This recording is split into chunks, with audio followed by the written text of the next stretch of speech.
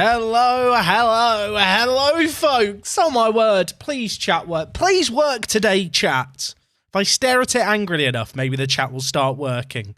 I hope I'm looking the right way, or this is awkward. I am looking the right... It was working. I did a test earlier, and it worked. And then I go live, and it stops working. I'm fine. I'm calm. Kian, dude, thank you so much for resubbing for 6 months. Just writes, dub. MJ Yasav, mate... A year of being sub, that is mad. Thank you so much for the support. And Joski's here just saying, so excited. Chat, I'm very excited for this as well. Just to fill you guys in who are maybe watching on YouTube, maybe even don't follow me on Twitter, which you should, so I work the space. I've been ill with the thing that ends in C, but I can't say on YouTube for risk of being demonetized. But the good news is, I feel better now. I'm still lingering slightly, but you can probably hear it in my voice. I'm fine. I'm fine. Guy and Rosling, dude, thank you for some of the prime. And Twisted Muppet, just coming in with another 5 gifted. Mate, you are mad. You've been on an absolute tear with the gifteds recently, mate. Did I say ends in a C? I meant starts in a C. Words are hard. Look, there's my excuse is I'm still sick. Oh dear. Anyway, how are you guys all doing? Wispy, how are you doing, buddy? Mitakulu. Mina Hervekitos. Poorly drawn Arsenal. Thank you so much for the 9 months. Morning, Jack. Nope, it's not the morning. Forget that. It is going okay. You got it just a few days ago. Oh, mate, I hope you feel better soon. I feel like I got off kind of lucky, to be honest, chat. Like, as much as I was ill and it was annoying because I couldn't really stream or record videos, I didn't feel that bad. It's just one of those things where, for my job, it's kind of imperative that I can talk. And unfortunately, when you can't talk, it does kind of limit the work that you can do.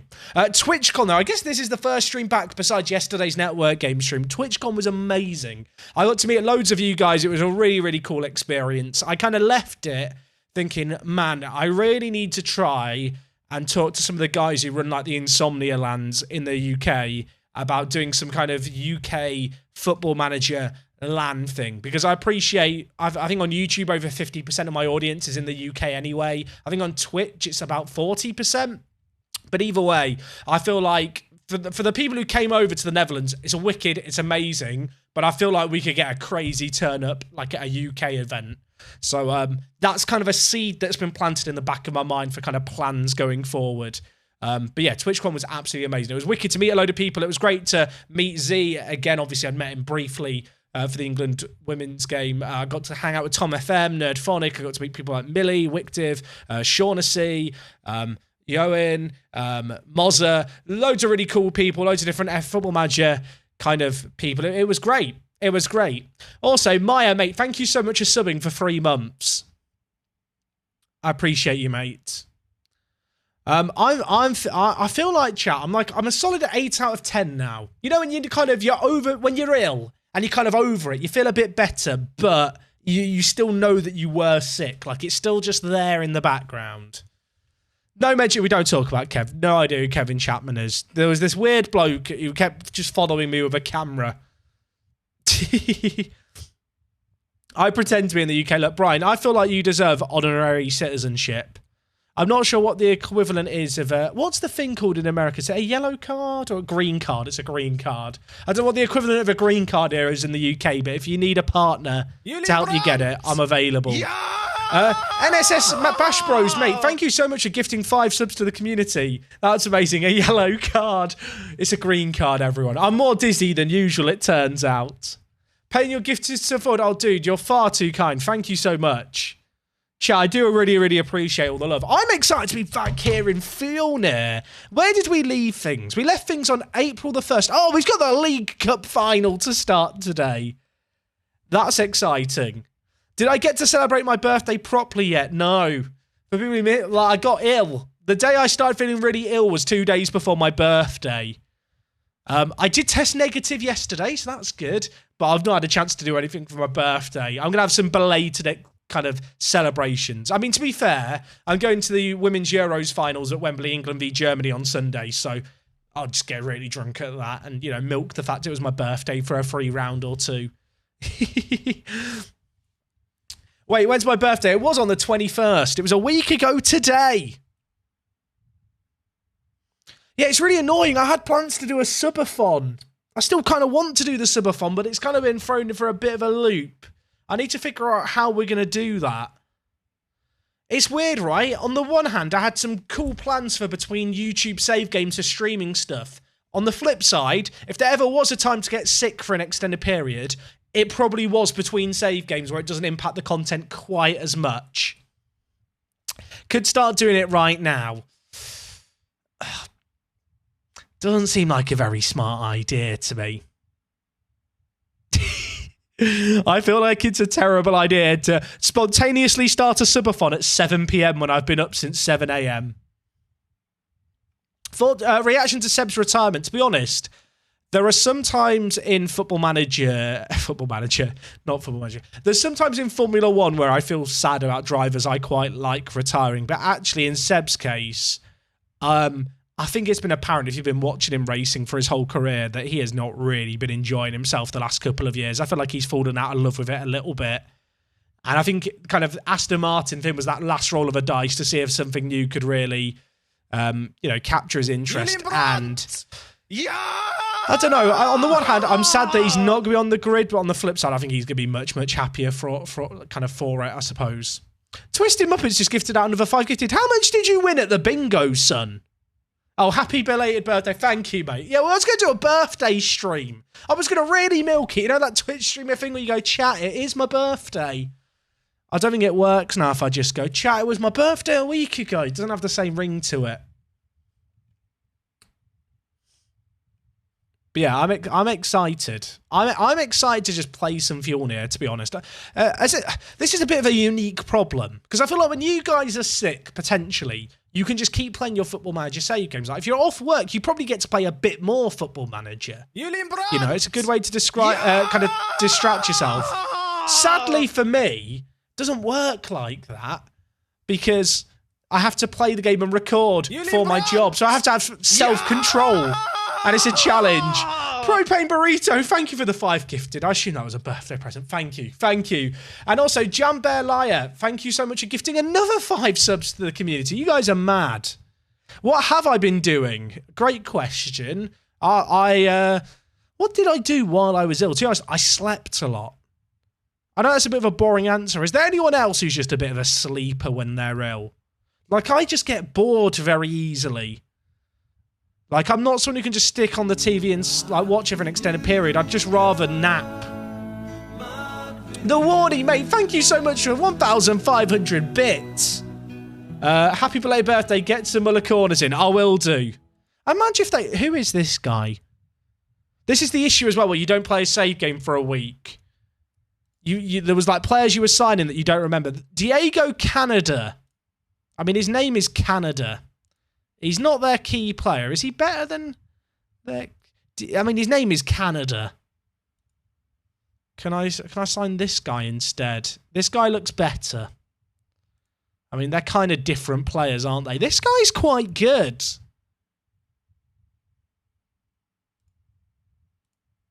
Oh, I don't... Who is this Canada kid? He was on the top 50 regens list, or was he? I'm going to delay it. I'm kind of... £400 is pretty cheap for him, to be fair. What is our wage budget remaining looking like? Okay, we're like £2,000 under it, so we could really easily afford that. That's decent. What's playing? Oh, the Duck Pond! That was really weird. Thank you so much, mate, for the $6 tip. It didn't show up in my activity feed, but thank you. I do appreciate that massively. I'm not sure why that didn't show up for me. I was like, why is it playing the Viduka theme tune? Who is this bloke I'm trying to sign? Canada. I mean, he's good. Did I sign him as like a hot prospect? Oh, I did. Okay, so he was probably going to go in the youth team. Hey, the Doug Pod coming in with the sub as well. Ironically got an ad break as soon as my donation went through. Oh, no. It's like Twitch knows. Mate, thank you so much for subbing. I do appreciate it. Chat, the support on Twitch has been mad. Like, I've been reflecting a bit on it because I've had time to think about it while I've been ill. I'll be honest, like the last kind of month, streaming-wise, has been a bit annoying. Like, for me, I love streaming. I love getting in a rhythm with streaming. And obviously, between the internet issues and then getting sick. It's been a bit of a turbulent couple of kind of weeks, really. So I do appreciate massively kind of the patience and support. I say weeks. It's kind of been over the last 2 months. There's kind of been 2 weeks on, 2 weeks off. I'm looking forward to getting back into a rhythm with everything, to be honest. But yeah, thank you so much for the support. Everyone who's gifted subs today, everyone who's just, here now, because I appreciate when you don't stream for a while, it's easy for people to kind of lose a little bit of interest in a save game. Buying and selling for a profit doesn't work in Iceland, does it? Not really, but these are players who I think could be good enough for our first team. And if we can get the league's reputation up, then longer term we might be able to flip players. He wants £1,000. Is he worth £1,000? Is he better than Hawkerland? He probably is. He's 18. He'd get homegrown at club. Oh yeah, I've remembered. We were trying to get rid of Fortes, weren't we? But he wouldn't leave. But if I get rid of Fortes, I'm going to be short of a striker. So right now we've got a fully registered squad, and that's without Moomin registered. What was I doing when I stopped playing? My decisions make no sense. I guess I just wasn't going to register Fortes, and Moomin was going to be registered. But then, if I'm going to sign anyone else, how am I going to register them? I think with difficulty's the answer.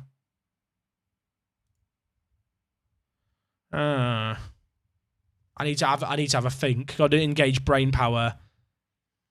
How many years am I expecting this to take? I mean, we won the Champions League with a Swedish third division club in 10 years. So I reckon in 10 seasons we could do quite well.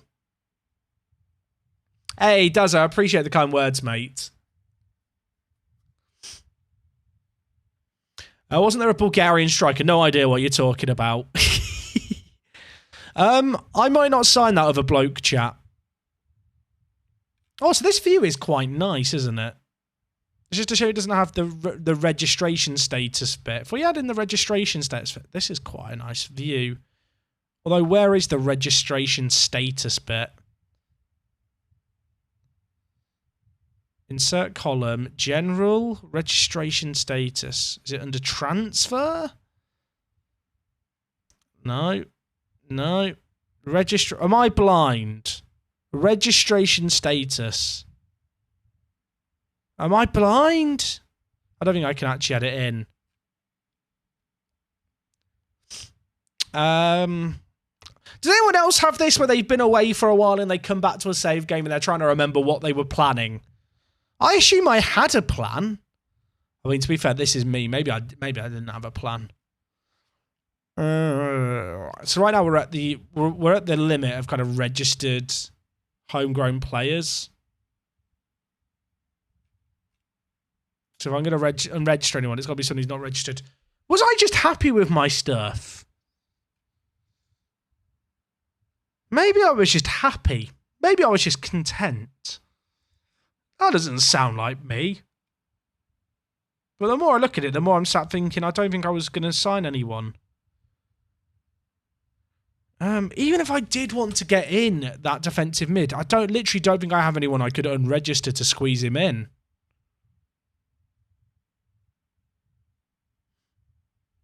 You know what? We'll go with that.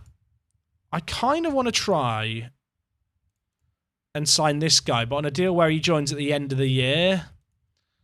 But I don't think I can do a delayed deal. He's good, but he's not... He's good, but he's not nuke the squad happiness good, is he? I think that's where my head's at. Like, he is better than Hawkerland probably defensively, but I don't feel like he's like a light year away from him. So we just need to, if I remember correctly, we just need to get rid of Fortes. We sell Fortes and then I think we're done transfer-wise. When would he join? He would join immediately. Found some fizzy strawberry laces. Oh, I love strawberry laces. There's a place in my town, chat, that does delivery pick and mix. Now, does anyone else think that is a dangerous invention?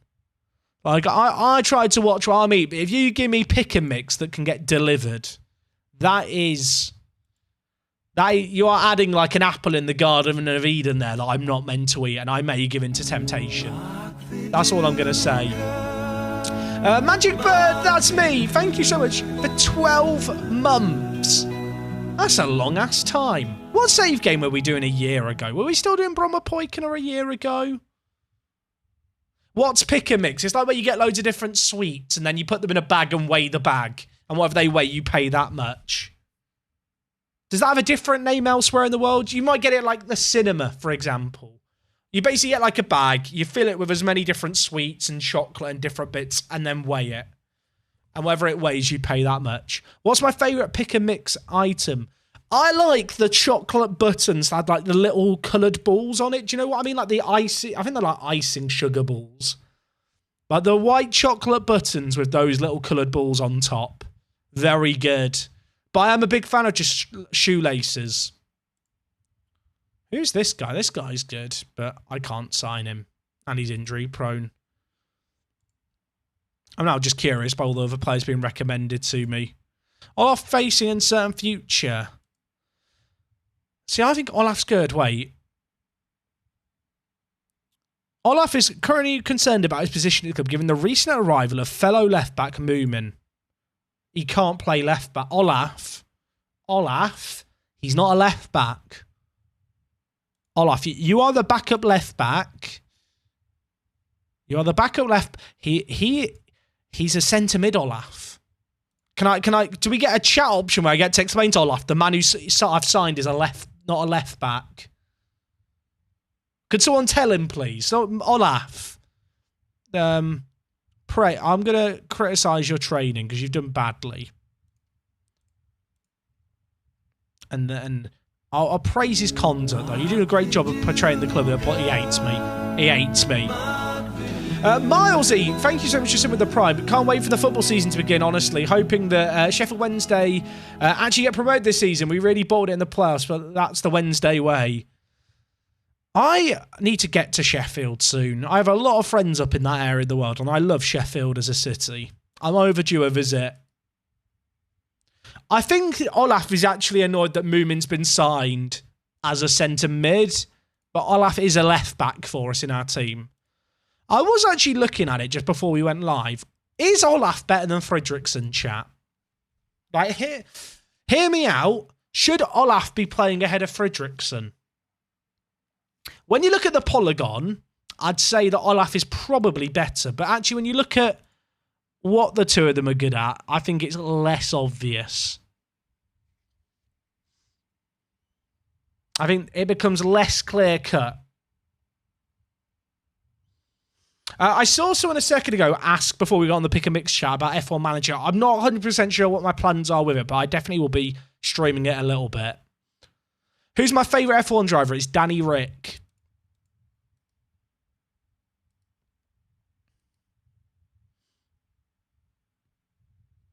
Maybe I'll give Olaf a game. Vala make Hawkins an offer. He is rubbish. You know what? You can try and sign him on a free if you think he'll help you. Sell both and play Moomin at left back. You know what? You could be a genius. It's so mad it could work. For some reason, Moomin is listed as our key player, I noticed. But then he's not listed as the hot prospect. I mean, who's better out of... where's Arnstad? Arnstad has like a bit in front of his name, I think. Or I always just call him Arnstad. It's Solberg Arnstad. Who's the better player? We've got a lot of players who are very comparable, haven't we? I think I prefer Arnstad, so I guess it becomes Planner versus Moomin. Who are you taking, chap? Planner or Moomin? I think it's going to be a wait and see, actually. I think a lot of our season this year is going to depend on form. Although, as we experienced last year when we went on our kind of run in Europe, rotation is actually just essential. It's something that we couldn't really do last year, and it's going to be very, very important this year. Like, this year, so much of our transfer business basically revolved around just squad depth. We're in a way better position this year to juggle everything. Has the league coefficient gone up since I started yet? It hasn't. Kev claimed he was the best looking FM streamer at TwitchCon. Do you see it that way? I mean, the man wore sunglasses indoors for the entire weekend, so I'm not sure if he could actually see anyone he was talking with. So I'm not sure we can trust his opinion at all. The amount of people who I met at the weekend, and the first thing they say to me is, "You're taller than I thought you were going to be." It's been said on Twitch before that I give off little person energy. I am 6 foot tall. I'm not small. What are the league rules? We're only allowed to have 3 non-EU players in the starting 11 or on the 11 on the pitch any one time, and we have to have at least 8 homegrown at club players. Right, chat. Do we want a prediction? It's kind of important. This, do we want a prediction? Snakes and Soccer with Brian here. One of them can do the prediction. We're taking on Breidablik. It's the League Cup final. We won this 2 years ago. It is kind of a pointless competition, but when you get to the final or something, you want to win it, don't you? And we've got Jose Antonio and Aranda, the 2 new kind of Spanish additions to the team that we've signed, who are absolutely mad. And I think are going to tear the league up together. I'm quite excited to see how they get on. Hey, Jota, how's it going? Hope you're doing good, mate. It's never pointless. We're a title-focused club. True. All trophies are good. I think my grandma used to say that. I will say, can we go? I feel sorry for the mods. We've got to attempt to find out how to write Breidablik for the prediction. I guess the prediction could just be, can we win? Chaff, we all spam mods. Mods! All caps. Mods! The prediction will happen quicker. Mods! Be a bit awkward if actually none of the mods are here and we're just shouting into the void. But if we all just spam in all caps mods, I'm sure it'll work. First time viewer, but those 2 Spanish look amazing for the level of football. Yeah, they've been really good additions, I think, for us. Chat, I think I've actually got to do the prediction myself. Can I even do this? Oh, no, I've got to do it. I'm going to do it. I can do this. I can do this. I am an adult. A giraffe just subbed for 3 months. How does a giraffe sub on Twitch? Right, the prediction is, will we win the final? Yes. No, it's a cup final. There has to be a winner. Will it be us? You've got a minute, chat. Your opponent looks like Pep's dad. Does he? Does he look like Pep's dad? I think he's just bald. I'm not sure he actually looks like Pep's dad. He's got grey hair and he's bald. He must be Pep. Right, we've got the prediction set up, chat. Are you a believer or are you a non-believer? We've been on a very good run, I will say, in the pre-season cup that we're in. We've been on a good little run. That's the wrong cup competition. The Icelandic League Cup. Let's refresh our memory while the prediction's just here. Give me the tree view. So we beat Valor 3-1 in the semi-final, and then in the group stage, we topped our group with 5 wins in 5. We've been very good in this competition. And in fact, Jose Antonio has 7 goals in 3. It's almost as if a man with 16 acceleration and 16 pace is just not fair at this level. Did lots of people go all in on me to win? If I bottle this now, there's going to be people who are very upset. I look forward to it. Right. Oh, we have the squad numbering situation. So I do want to defend myself here. In Iceland, you're only allowed to give players numbers between 1 and 25. But what that means is if you've got a squad of more than 25 and you swap the numbers around, you're stuck in a position where basically you have to pass numbers directly around, like in a really awkward way. So the players' numbers do just become a mess. Right, come on, lads. Look at the giant trees of Iceland.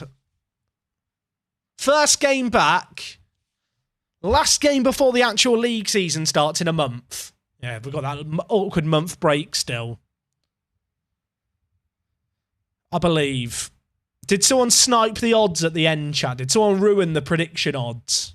I mean, Breedablick are good. We didn't win this competition last year.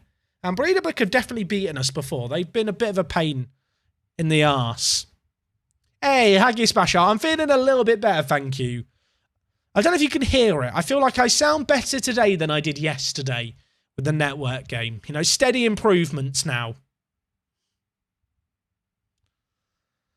Nothing is happening. I'll demand more. Works 99% of the time, all of the time. Have we had a youth intake preview yet? I don't think so.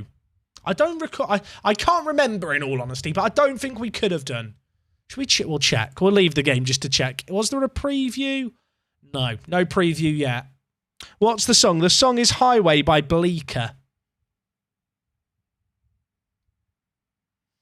Okay, well, I don't know what the odds were in the end, but I think there was a lot of people who were believers. They might be a bit worried because at half-time, it's Fuel 0, Breedablick 0. Not happy. Did we even have a highlight that half? That was a, you know what? That was a thrilling first half. That was good. That was worth the 2-week wait, wasn't it? That was, you know, we waited 2 weeks and I think it was entirely worth it. Both our new strikers are not playing well.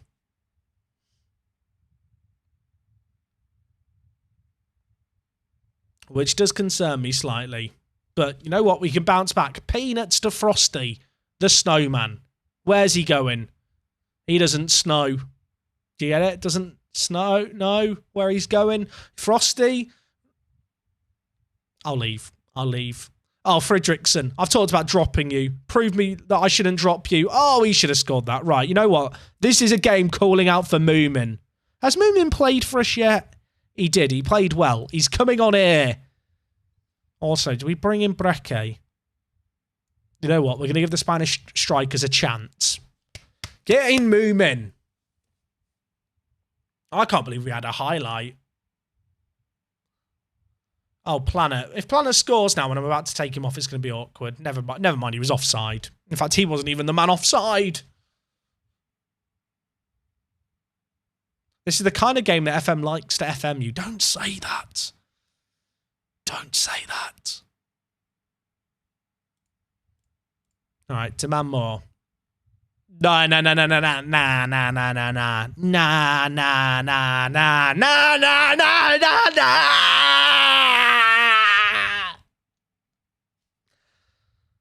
I'm fine. I'm fine. I'm fine. I tell you what, that's not done my throat any favours. Water. Water.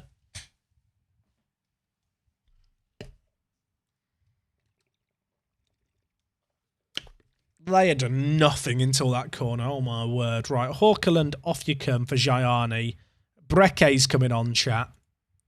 There's no gladiators. We don't need gladiators. Not for the League Cup. You know, in the League, it matters more. I don't even want to win this competition. Rubbish competition. Does not even matter. Tin pot. Do I get more subs? Oh, I do. That wasn't the change I want to do. I want to move. Boom, boom, boom. I want you in my room. Gonna spend the night together. Where is Hymerson? There he is. I'm going for it, chat.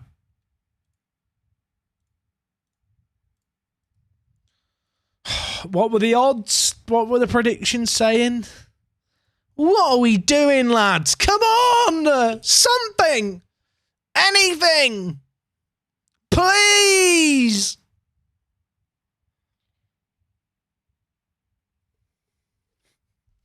What was the prediction, chat? How bad was the prediction? That's not good, is it? 81% of people said yes, we were going to win the final. 209,000 channel points. And I'll tell you what, Ferganok put 25,000 on no. They are very rich right now. I'm sad.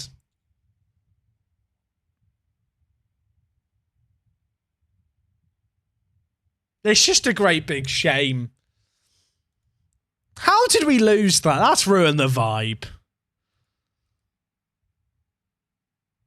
2.5k in, 17.6k back. I was going to say, if people went in on no there, you've just done quite well.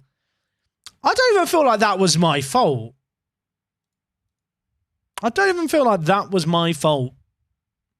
Part to Prem in the Future episode coming up. I've had COVID, mate. I've said the word. This video has now been demonetized off Twitch. It will probably be up tomorrow, if not over the weekend, mate. Is the simple answer. I feel like on Twitch I can get away with sniffling and coughing a bit more, but in a video it's more annoying. It's a great big shame. Cerulean Cutie, thank you for the 100 bits. I believe I'm not the only one, but we want Jack Peachman out. It's time to go. No. I'm not leaving. I ain't leaving. I ain't fucking leaving. How's the layout like this? I'm using a custom skin. If we see you on Sunday, are we okay to say hello? Yes, of course. If you ever see me like at a football game, if you ever spot me out in the wild, chat, unless like it's some, I don't know, something where I'm with like obviously family members, like just come and say hello. It's not that awkward, I swear. I had a few really cool experiences actually at the England-Brighton game.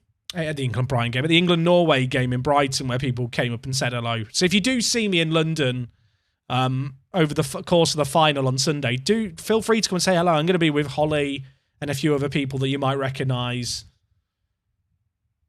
But it'd be cool to meet up with any of you who happen to be going. If I see you in Tesco, I'll judge your meal deal. I'm a Boots meal deal kind of guy. What transfers have we got coming in? Oh, yeah, we've got the Aussie, haven't we, who's joining us? I forgot about that. He looked quite good.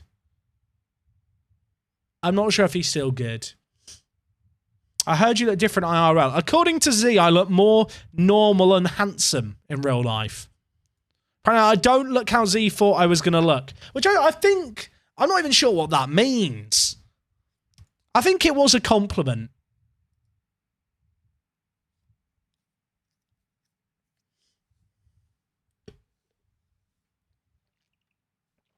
I have been Z approved, everyone. I should really get Z just to write a review for my Tinder profile, shouldn't I?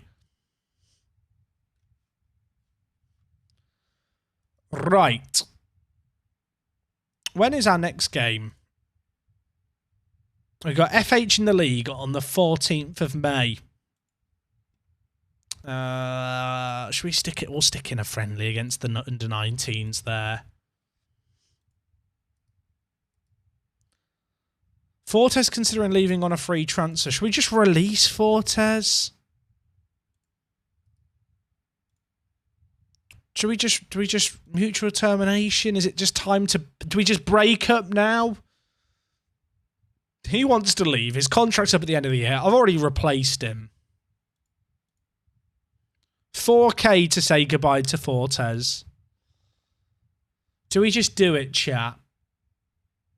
Do we just do it? I feel like it might just be the... It's like when you catch a fish, you know, you have to let it back into the wild. We've caught our Fortes. We've taken some pictures with him for Instagram. He got some goals for us. Now it's time to release him back into the ocean. And yeah, he's not even registered. I'm going to let him go. I feel sad. I feel like he deserves £4,000, you know? I feel like that £4,000 he has earned. Round of applause, please, for Carlos Fortes. I know he leaves us under, you know, questionable circumstances, but ultimately he was an important cog in the machine for a year and a half. He wasn't happy in the end, and I'm not going to stand in the way of anyone's happiness. He did a job, but he has kind of been replaced. And I am not one to stand in the way of dreams. I do feel sad. I do actually feel a little bit sad seeing him go, but it's one of those ones where we're not really getting any bids from him anyway. We offered him out for like 10k and then 8k and no one was bidding. And, I mean, fortunately for us, with our current financial predicament, £4,000 I can kind of stomach. Right, we've signed Diego Canada. This guy is interesting. He's a good player, but he's not going to actually be playing with us this year. He is going to go and play in the under-19s B squad. Our under-19s B is starting to actually get some quite good players. They've got Tony in there. Tony! Diego, I don't know why I feel like I have to shout Tony's name like that every time. Diego Canada there. I just noticed there is still Man Fang here. He's announced he's leaving on a free at the end of his contract. Should we try and sell him now? Probably should. Who's our best regen at this stage? It's probably Lorenzo Aranda. And if it's not Lorenzo Aranda, it might be Moomin, or it could be Jose Antonio. Who's actually better, chat? Aranda or Jose Antonio? Who are you taking? Choose your fighter. I think Jose Antonio, what he lacks in actual footballing attacking ability and composure, he just makes up for in quick. That's basically his brand. He's just fast.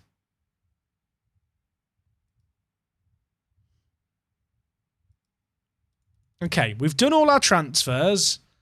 I do like the look of this guy, but I can't justify signing him. I think the future looks bright. Like, we've got some young players for the future. We have players who are going to get homegrown at club in the next few years. We've got plenty of money in the bank. We didn't blow 500,000 or whatever it was on a Bulgarian striker, which I think was probably a smart decision on the whole. There's a lot of players who are going to get homegrown in club in the next kind of year and a half, and that's going to make our job of kind of squad building a lot easier. Just because at the moment we have to have 8 homegrown at club players, and we have to keep older kind of servants to the club around.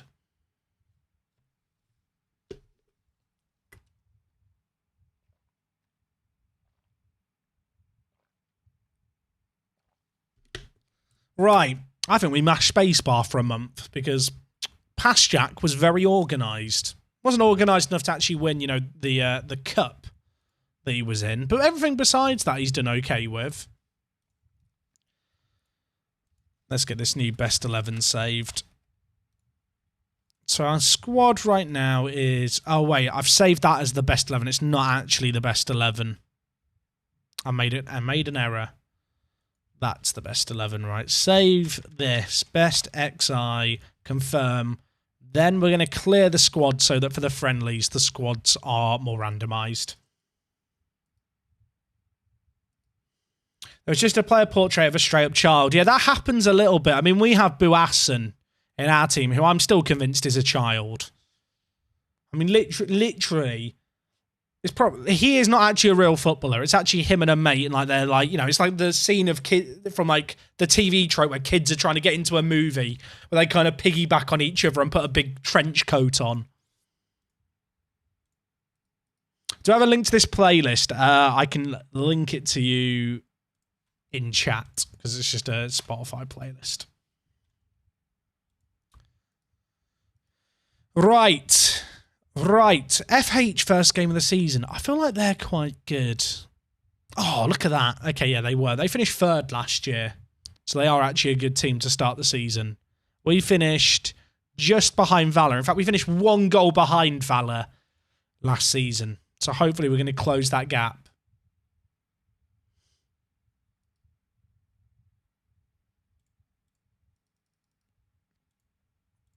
I just wonder if I want to invest any of this 1.7 million into anything. Like, I guess improving the youth recruitment and stuff would be good, but we've already had that kind of stuff that we can get done, granted. Should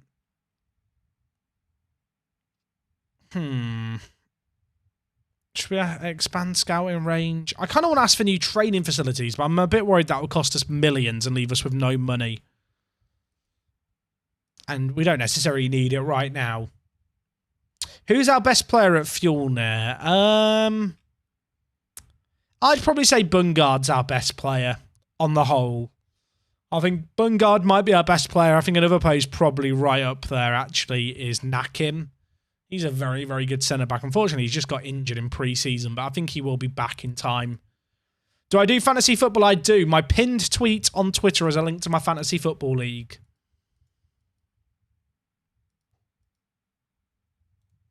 Because I know that... I have people tweet me occasionally saying, Jack, do you have a fantasy football league? I'm like, it's my pinned tweet.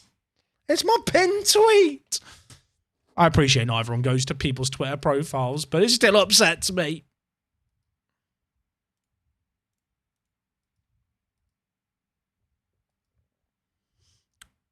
But yeah, I am an FPL enjoyer.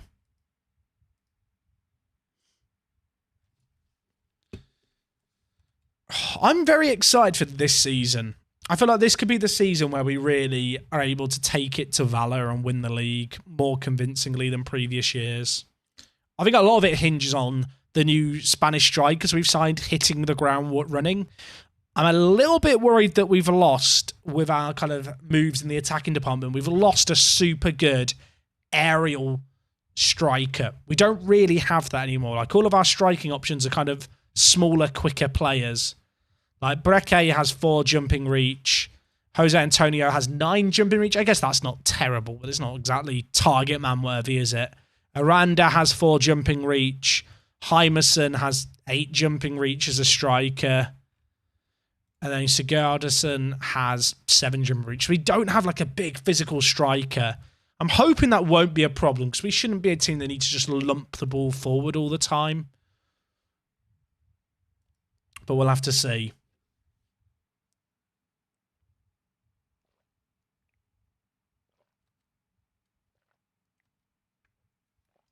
I like the 2 Spanish strikers. Like I said, I feel like our season basically hinges on, can they get goals? Do they stay fit? I'm hoping the answer to both of those is yes. But Football Manager has a cruel sense of humour, as we all know. You've never played FPL in your life? Oh, Don, you should be doing it. It's free. There's no reason not to try out FPL. Hey, Owen, how's it going, dude? Up the fuel near. Amen to that. How are you doing, mate? Good to see you.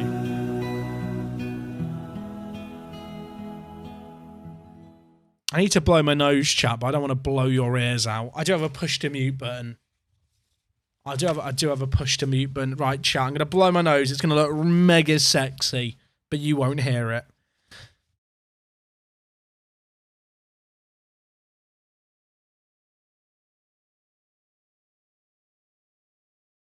Oh, wasn't that just hot? Oh, my word.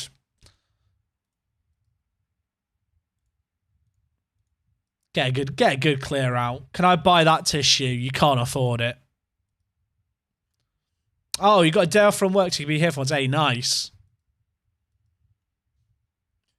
Oh, chat, I'm so excited for who blows their nose and doesn't look at it after? Do people look at their nose when they blow their nose? Do they look at it?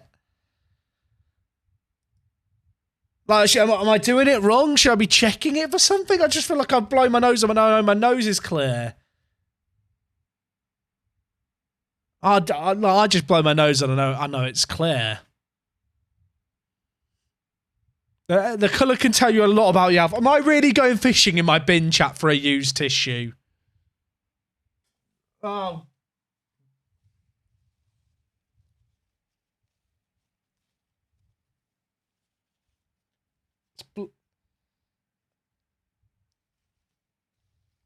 It's not very mucousy. It's very transparent, chat. Oh, God. What have I just done? My brain didn't come out. There you go, chat. It's clear. I'm getting better. I'm definitely over the worst of it now. There you go. Content. Who's this guy? Allegri. He plays for a team in the 4th division of Italy, and an agent has offered him to me. There's lots of negatives, but he looks quite good. He's the key player at the team he plays for. That is a random suggestion.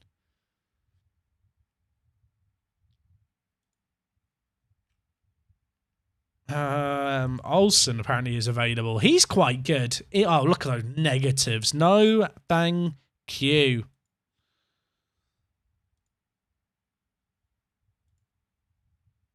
I'm looking at all these players. We literally don't need anyone. We literally do not need anyone.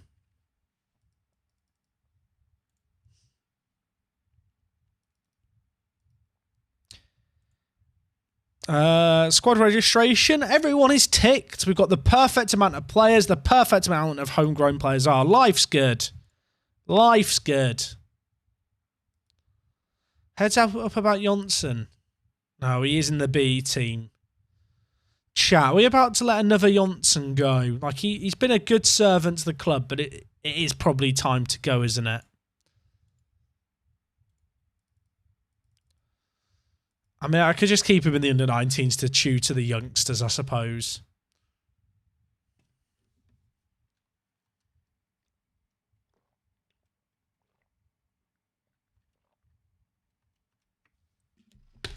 Squad numbers. Do I do this properly? Chat, how important is it to you guys that I do this correctly?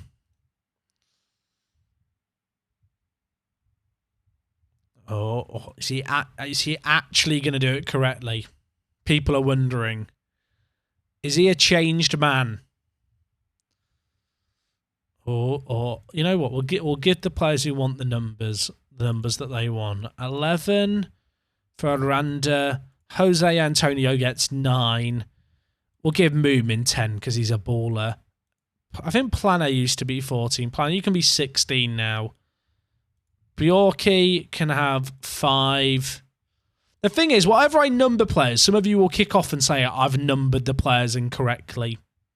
Because that is what happens. Hawkeland, defensive midfield, he could be number 4. Philip Bungard, kind of more creative centre mid. He can be a 7. He's a good 7. Arnstad, 8. The thing is as well, depending on where you are in the world, the correct, he says with kind of bunny ears, or quotation marks, the correct squad numbers completely change. To the point where it's rather arbitrary. Okay, look, I did some of them and then I hit auto. Wait, who did it auto there? Why did it auto-number a load of youth players who literally aren't... Why is it auto-numbered all the goalkeepers in the B team? I've got to do it all over again. I literally can't use auto-chat because it just brings in all the B team players and gives them the numbers. Ah! I'll try again. I'm going to do it correctly. I'm going to do it quickly this time. Bungard, okay, so Bungard plays as the regista for us, but he's not the defensive mid. Like, he's defensive mid in position, but not in duty. Does he get the number 4 shirt or not? Like, is that correct? Because this is the issue, right? I'm not playing a conventional shape, so I feel like what the correct numbering is gonna, you know, we're gonna split opinions on it potentially. And that does concern me.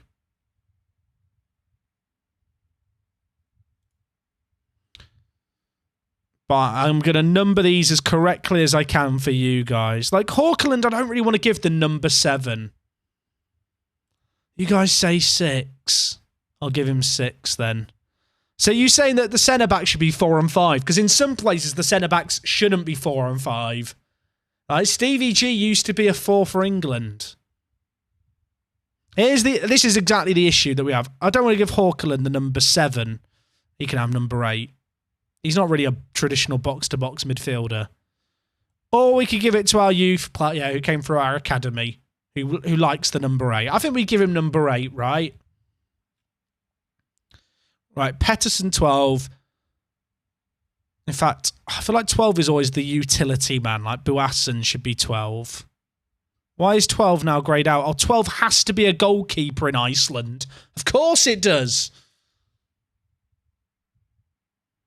Yeah, as someone's pointed out, we literally have to assign everyone like a squad number. So ultimately, it doesn't really matter. Like everyone will get a number between... Wait, why have I got an extra... Who's the... Oh.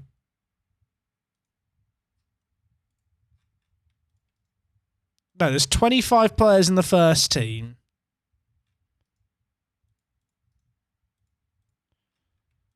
Wait a sec. Is it not counting? There's 20... Why is there a player without a number? Oh, because 22 has to be a goalkeeper number. So I've only got 24, so we're going to have to do the rotating shirt number game. Oh, you know what? In that case, he's not having the number 8. I've decided. I'll do it like that. And if Andre Johannesson ever plays, you can just add the number of whoever he replaces. That's annoying, isn't it? It works on the assumption that you have goalkeepers, and the goalkeepers always have to be numbers 1, 13, and 22. Right, well, if we ever have to play our youth player, the game of musical squad numbers will continue.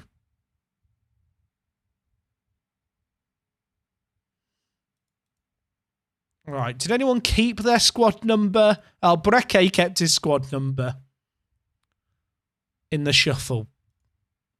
Icelandic top goal scorers, 3 of them are our players. We're bloody massive. Right, if I put in the team here, chat, are you content with the squad numbering there? Is that squad numbering acceptable for the people? I actually feel like it's reasonably okay. I know Planner at 16 is a bit of a random one, but besides that, we've done okay, I feel like. Too normal, bloody. There's no winning with you lot, is there? There is absolutely no bloody winning. To be fair, the reason that Moomin is there is because, well, Moomin would normally come in and be 10, you see. I've planned ahead for when Moomin breaks into the team. 4 and 6 are the wrong way round. Like I said, everyone's going to disagree with the numbering of the centre-backs. I've tried, everyone. I've always done players in 99 just for fun. I'd love to do that. I'm not allowed to number anyone above 25 because in Iceland there is no fun. Hey, a man with the shovel. Welcome to the stream, mate. I'm glad you've been enjoying all the videos on YouTube. I feel bad for people who watch the VODs on YouTube who don't know I've been ill. So they just assume that I quit streaming. I mean, it's possible.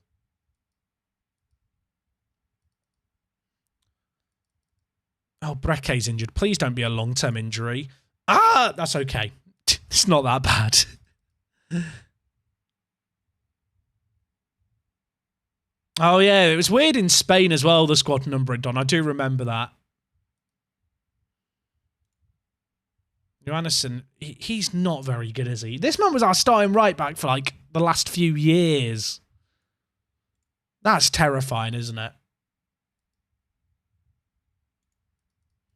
I'd swap Aranda and Jose's numbers around. Well, look, Jose had the preference. Jose told me he wanted to be the number that he was. He was like, I am a number 9. Or was it the other way around? One of them told me they wanted a certain number, and I was not going to argue.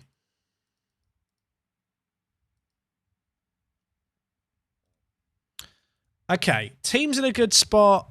Juliussen's contract's expiring. Juliussen, do you want to sign a new deal? I just don't want to lose him, basically, because he's homegrown at club. And then we've got Aaron Sigurdsson in on loan till the summer, and then his contract expires. But his wage demands... Oh, he's actually lowered them. He's currently on £900. I think he wanted like 2,000. This guy's homegrown at club. I don't know how useful he's going to be longer term. We've got him on loan for the summer. But maybe if his contract runs out in the summer, we're going to lose him. It's probably worth just signing him, right? There's not going to be a better homegrown at club player to make up the numbers. We give him a contract that's only 1.5 years long. That will cover us until the bulk of our current young players get homegrown at club status. Mate, don't ask for 1.3. You're taking the Michael. You are taking the Michael. Thank you. It's still way more than I kind of want to pay, but I think it's probably worth it's worth stomaching a little bit of hurt. He could end up being a pretty good player for us, to be honest. Like, if we just compare him with Aranda, like, he is actually quite good.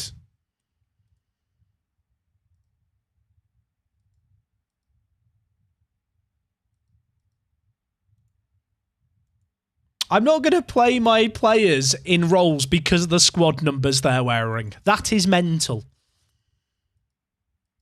Bobby Moore was a 6, therefore 6 is a centre-back number. Like, I agreed with you. For me, your more defensive centre mid is the number 4, but the chat told me otherwise.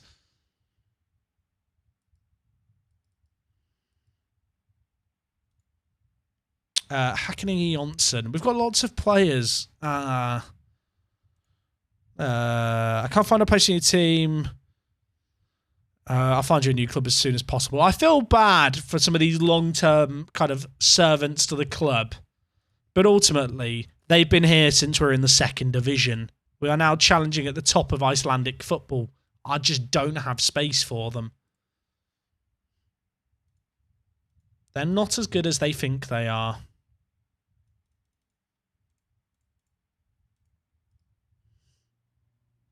I know a player you have. Martin, do you know Moomin? Is Moomin the player of mine that you know? Also, he's in... Look at Green Arrows! We love that. Love a Green Arrow. Oh, someone actually made an offer. They've offered nothing for him. You know what? You can have him for that. You know Pedabrecke in person. That's pretty sick.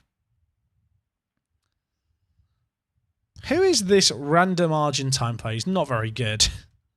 My scout's like, look, there's this low-listed guy. He plays for PSG. He must be good.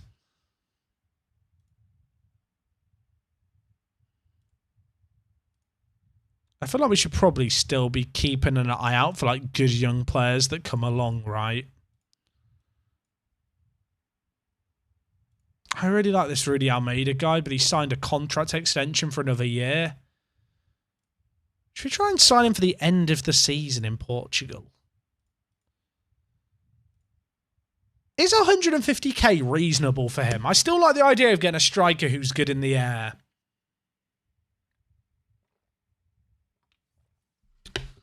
And because of the way the league rules work, if you get homegrown at club status, you don't have to be registered. So as soon as we have over 8 homegrown at club players, we actually get more spots to register players. So in the summer, I think Planner gets homegrown at club, which, I mean, we could register Rudy Almeida here. He's good, isn't he? I'm not going crazy here, chat. He is actually good. Please someone tell me I'm correct. I actually think for 100k, it's kind of reasonable. Should have signed him when he was free. I tried to sign him when he was free. He didn't want to join me, and then they triggered an automatic contract extension in his contract. So I never would have been able to sign him for free anyway. That's what you get for being a smarty pants. I'll shut you down.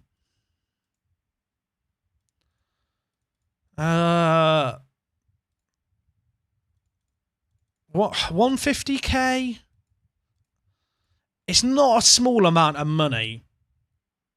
But I kind of look at him and think it's probably worth it. Use installments. I don't really need to use installments. Like, we have 1.6 million in the bank. I'd rather take the immediate pain. He wants 2k, chat. And a yearly wage rise. Oh, what's our current earners on? How does he compare with Aranda? He is very good.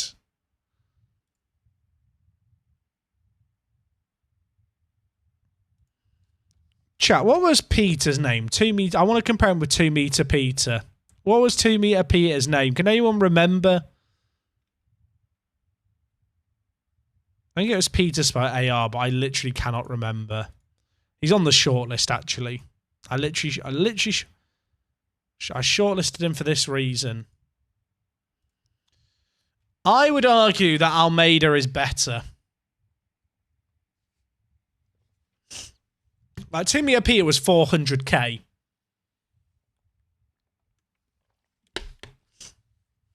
But Lee Boxey was a happy accident. We sometimes have those. Hey, Adrilado, thank you for tuning into the stream today. He isn't Bulgarian. You know what? I'll give it to you. He isn't a Bulgarian. But for 150k, he is rather good. He wants £2,000 a week. Is he worth £2,000 a week? He probably is. He is very, very good. He wouldn't get homegrown at club, but he is that big physical forward that we're kind of missing. He's not even mega physical, to be honest, like, but he's just very well-rounded. I'm going to offer him 1.5k, but, and it's a big but, after 30 league games, which is over a season, you can go on to 2.5. Do you reckon he'll take that? We'll try and sneak an extra year in. Come on. This is reasonable. When he plays 30 games, he goes on to 2.5k. There's 22 league games in a season. So realistically, he won't trigger it for a while. Good negotiations. I think by the time he joins us in the summer, and then after 30 league games, which is basically a year and a half, the wage structure will be at a point where 2.5k isn't as detrimental to the wage structure as signing him for that now would be. That's my theory. Does that make sense? I think it makes sense.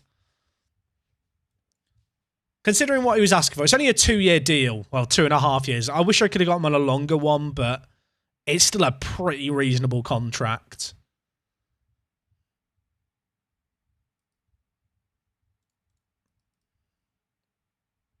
Okay, so Aaron Sigurdsson is going to sign for us for a year and a half. He is homegrown at club, so that's a really useful addition to the team. Free transfer. He's in on loan at the moment. He will become a permanent player when his loan expires. So he's basically our player from now onwards. Speaking of which, we need to trade him to play striker, because that is where he's going to play for us.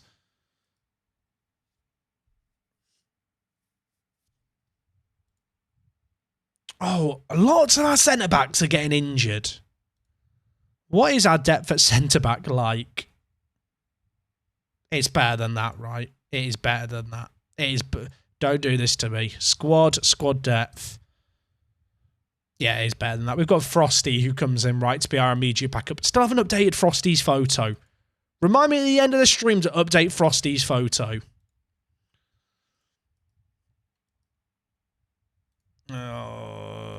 Yudison's extended his contract. That's good. Gabriel Forderson has decided that he's not good enough to ever be a regular first-team player. He's probably correct. I don't want to lose you. He wants to go.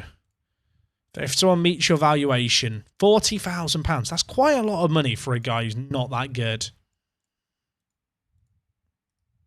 What former homegrown players are there to keep an eye on? Honestly, there isn't any. The only player who might be in there is the goalkeeper I sold in the first season. This guy, who's homegrown at club, who we did actually look at signing, but they were taking the Michael with their valuation of him. There really just isn't a homegrown at club players who are good. Petition to add the snowman to Frosty's name. That will just encourage more snow puns. Which I'm all for. Okay, Gudmundsson is going to stay as captain. I don't think he's going to play as much this year, but I don't really want to upset the status quo. IBV have offered to signing Jonsson. Oh yeah, we're already 6 months away from contracts expiring in Iceland. Oh! Aren't snow puns cool at workspaces? You know what? You need to chill out with a pun like that.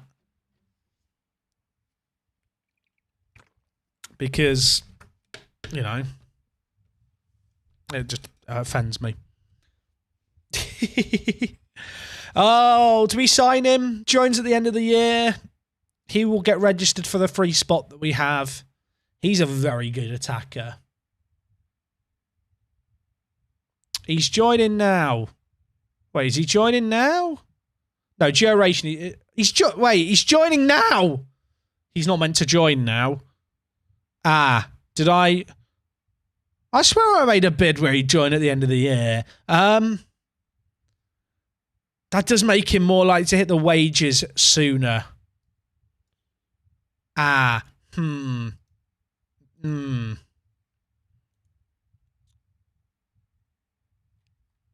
When does Planner get homegrown at club? Planner! 52 days. Do I? When does the transfer window close? It closes like in a week. Who would I not register? Oh, chat, would I not register Breke for a month? It'd be 2 months until I can re-register him, but his current contract is long-term. And to be fair, Breke is probably the man who's going to get pushed out the most. He'd only not be registered for like half a season. It's quite a long time, really. Until July.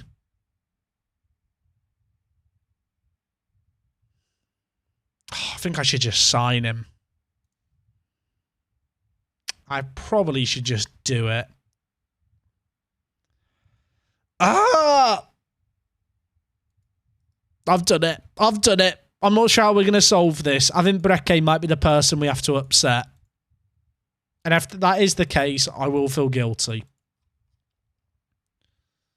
He's a good enough upgrade that I'm willing to gamble on Breke's happiness.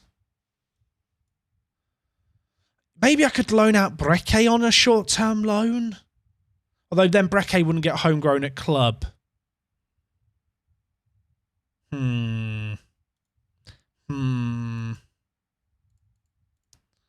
See, that does work. Just getting unregistering Breke and re-registering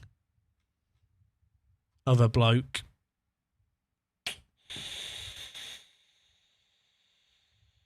Giving Breke's shirt a bit of rub it in. I don't want to loan out Breke because then he won't get homegrown at club. Apparently Rudy Almeida could still get homegrown in Nation even though he's 19 when he's joined. How does that work? Does that mean he can still get homegrown at club? He can't. But he can still get homegrown in Nation. That's useful, I suppose. Batums, mate, thank you so much for resubing the Prime. Good to see you back, Jack. It's good to be back. It is good back to be back. Welcome to the network game. We did it yesterday, Jim. Unfortunately, Z had some plans for today, so we had to move it a day forward. So you are 24 hours late to the network game, and I'm very sorry. Oh, chat, I think we just have to unregister Breke. And hope he doesn't cry too much for a month. He will be able to be registered. Because basically, there's a minimum of 8 players registered, right? But then there's also a rule that says players trained at the club for 3 years don't have to be registered. So basically, as soon as you have over 8 homegrown at club players, you can leave them out of the squad, but because they don't have to be registered, they're in the squad. Does that make sense? Essentially, the 8 mandated homegrown at club players have to be registered. Any above that are homegrown at club that are extra don't have to be registered. So when Planner gets homegrown at club in like 50 days, he no longer has to be registered. We unregister him, register Breke, and everyone's happy. Or something. That's how I think it works. Casper, thank you so much for resubbing for 3 months. I do appreciate it hugely.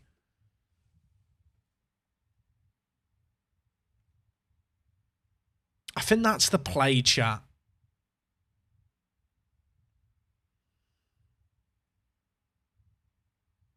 Does that mean I can unregister Juliusson? I mean, when it comes to July, yes, but I can't right now. I think the plan is I gamble on Breke's happiness for like a couple of months. If I loan out Breke, can he still get homegrown at club status, or is the game going to be weird about it? I never like loaning out players when they're on course to get homegrown at club.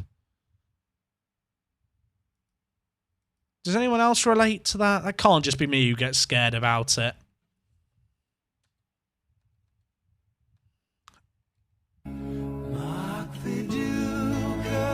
Hey, Selling Show, thank you so much for the 57 months. 57!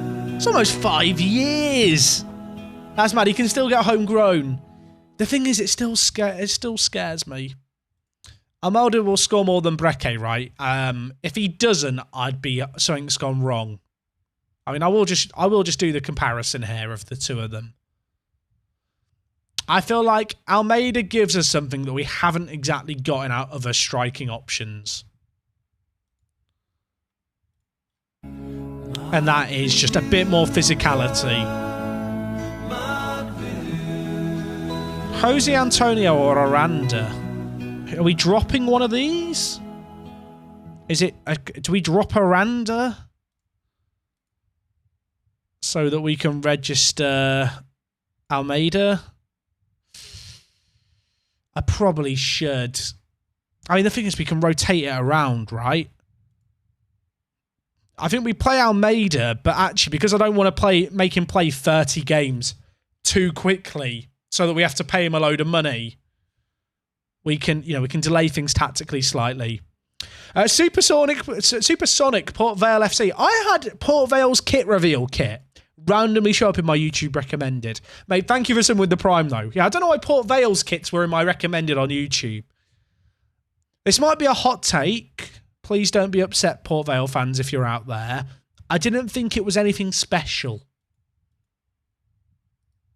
It was nice, but I don't think it was special. You know, there's sometimes when you see like third kits and away kits, you go, oh, this was kind of a, oh, I'm sure Port Vale fans will like this kind of thing.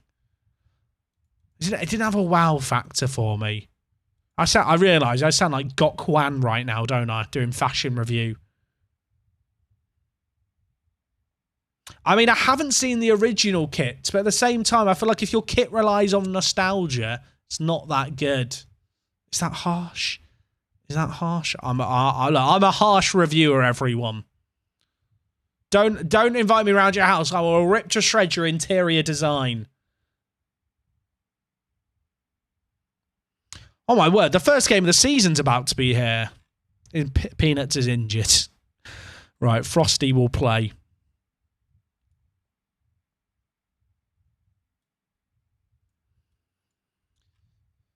Do we give Rudy Almeida his debut?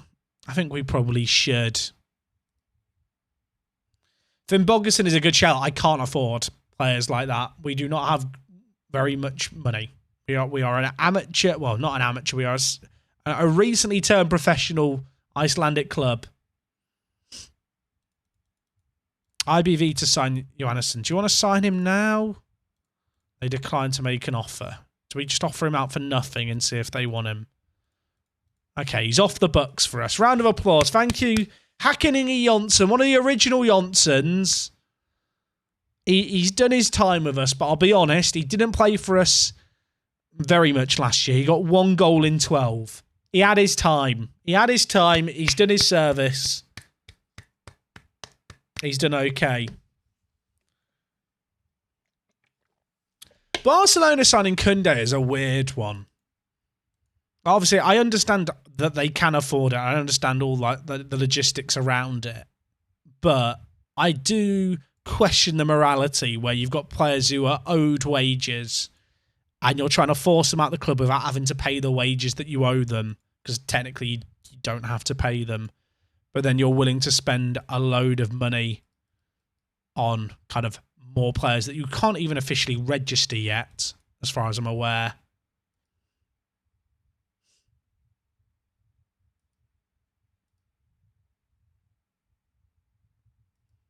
But, I mean, the way the rules are written, they're allowed to do it. I just don't think it's a particularly good look. I kind of hope De Jong doesn't leave, just because I think that would put them in a very awkward position and it would kind of be funny. I just feel like if a player agrees to have his wage structured in a way where you're going to pay increasing amounts year on year to benefit the club, you then can't be upset if he then doesn't want to leave the team without being paid the money he's owed. Also, youth intake preview. Excellent intake. Things we love to see. Of course, this can sometimes be a lie. Let's not get too carried away. Yeah, we do keep getting wingers, don't we? That's actually true. We don't play with wingers. Stop finding wingers.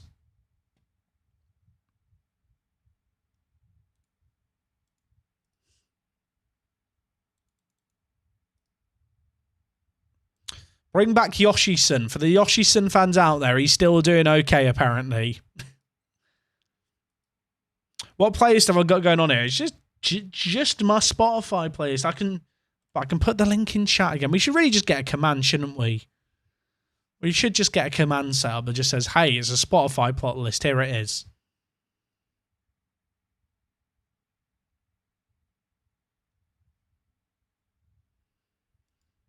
Goodmanson, can you... We've got lots of players who are just getting unhappy in the youth team. Like, why are you crying? Stop crying! Hey, what's up? I want to talk about my playing time. I'm supposed to be a hot prospect, but it doesn't feel like I've been given a fair chance to impress. We've just been in the off-season for 6 months. What are you discussing with me? What are you talking about, you imbecile?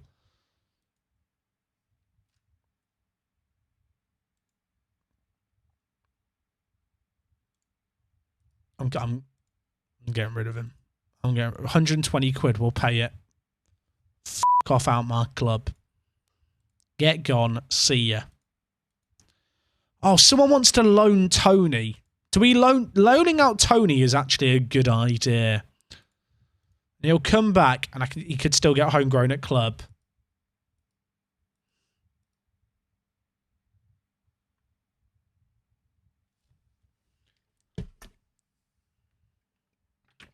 Should you change your head of youth development if you get players on positions you don't play? I mean, yeah, I probably should look at the head of youth development's preferred formations, because that does influence what they bring in. Should we have a look? What does he prefer? Prefers a 4-3-3 wide. I mean, my theory there was that we'd get some good wide attacking players I could convert to strikers and we'd still get the defensive mid and centre mids that I need, but that's not how it's worked out. Did I know that Alfred from Bolgerson is homegrown? I didn't. I imagine he's probably not a realistic transfer. He is homegrown at club. He's on £23,000 a week. And he's 35. And he's still got another... I don't think I'm going to be signing him. I'll be honest, he's not better than players that we have now, is he? Like, if you compare him with Almeida... Considering he's on £23,000 a week and the guy in blue is on 1,500, that's mental. He's literally on more money than my entire team. Right, first game of the season. Are we playing Moomin? We're going to play Moomin. Also, where is... Breke, there he is, right. I've taken Breke's shirt number and given it to Almeida. This is big, everyone. First game of the season. We're taking on FH, who finished 3rd last year. It's been a lifetime in the making, but we're finally here. We're in Iceland. We're back. Start of a new season. Last year, we missed the title by 1 goal. 1 goal on goal difference cost us the title. Every goal in this 22 league game season counts.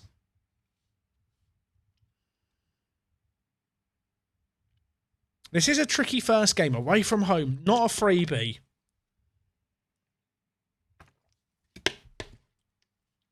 They've got a corner. I do not like it. Away! Good header, Frosty. Right, counter.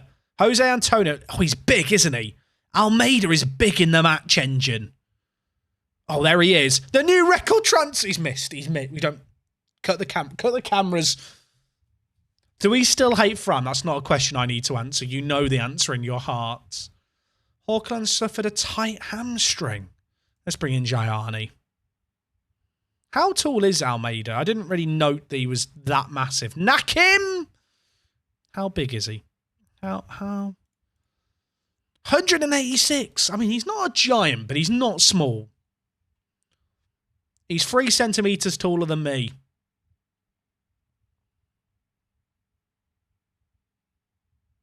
That's true. He is only 19. He could grow more. He did run there like he had concrete in his shoes. That's scary. I'm sure it'll be fine. Right. Arnstad, Fredriksson. What can you do, son? There's options. Can you find them? Penref! Just hack down Moomin. Who's taking the pen? Oh, chat, it's his debut. It's his debut. We've signed him. Record transfer. What a penalty. Welcome to the club, Rudy Almeida. Welcome to the club. 2 meter Peter, never heard of him. That's a quality penalty as well. We've got to manage the games that he plays, remember. We don't want him to hit that 30 game threshold. I mean, he can't hit it this season because it's a 22 game season. But we do want to strategically kind of rotate the squad in a way where he's less likely to hit that. Oh, look at that. He's read the pass perfectly. Bungard. Jose Antonio. 16 pace. 16 acceleration. You can't catch him. You can't catch him. He's faster than you. What trophies can you win? I mean, winner. The ultimate aim is to win the Champions League. Last year we made it to the... Was it the Europa League or the Conference League chat we were in? I think it was the Europa League group stage we made it to last year on our European debut. That was a bit of a miracle run. This year, because we didn't win the league, we start in the Conference League qualifiers. It's going to be quite the gauntlet to make it to the kind of group stage again. But we are going to have some European qualifiers this summer.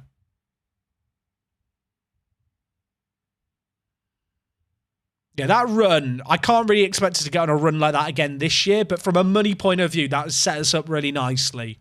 I've been very sensible with the money that we've actually spent as well. I don't know if you've noticed that. I've not gone too crazy, chat. We've still got 1.5 million in the bank. Oh my word, we nearly scored again. Hey, Hethawk, thank you so much for subbing. For 11 months, nearly a whole year. Hethawk, I need to understand, what is the origin of your name? Like, did you mistype Pet Hawk? Are you a hawk that can't type?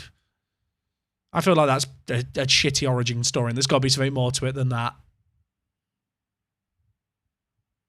I'd like to think with Rudy Almeida, we win the league comfortably, Don. I feel like we've got now really good strikers that we can rotate around.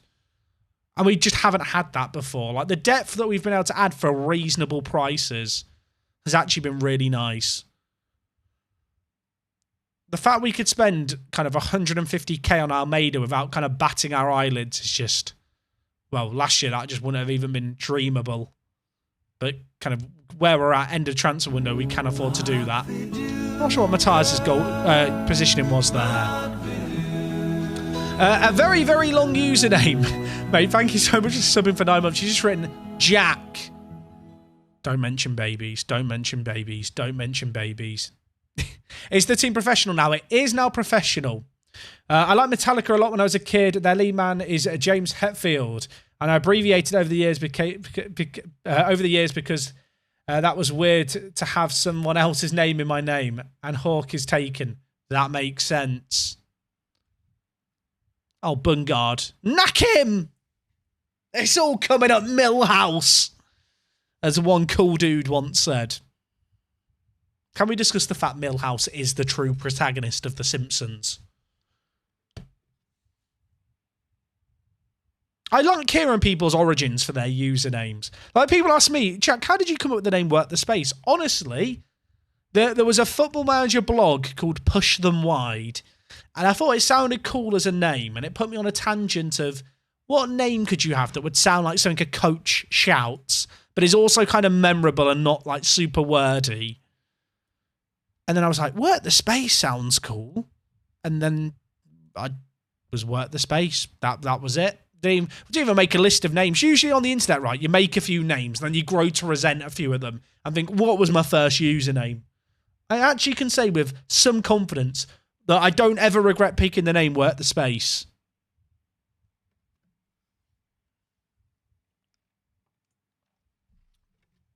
My college nickname is the Crimson Tide, and that's it. What, I mean, you know what? I've heard of worse nicknames. The Crimson Tide. Are you like a vigilante in your free time? I feel like you must wear a cape.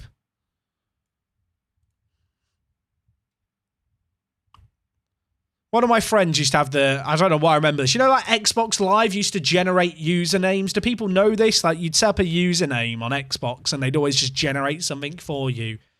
My friend's name was Curious Chicken. And for years, he just went by the name of Curious Chicken everywhere. I'm disappointed he dropped it as his username. Mine's very exciting. It's your name. It's not the most exciting. Well, look, your name's. I don't want to say your name's not exciting, but the origin story of just picking your name is not that exciting.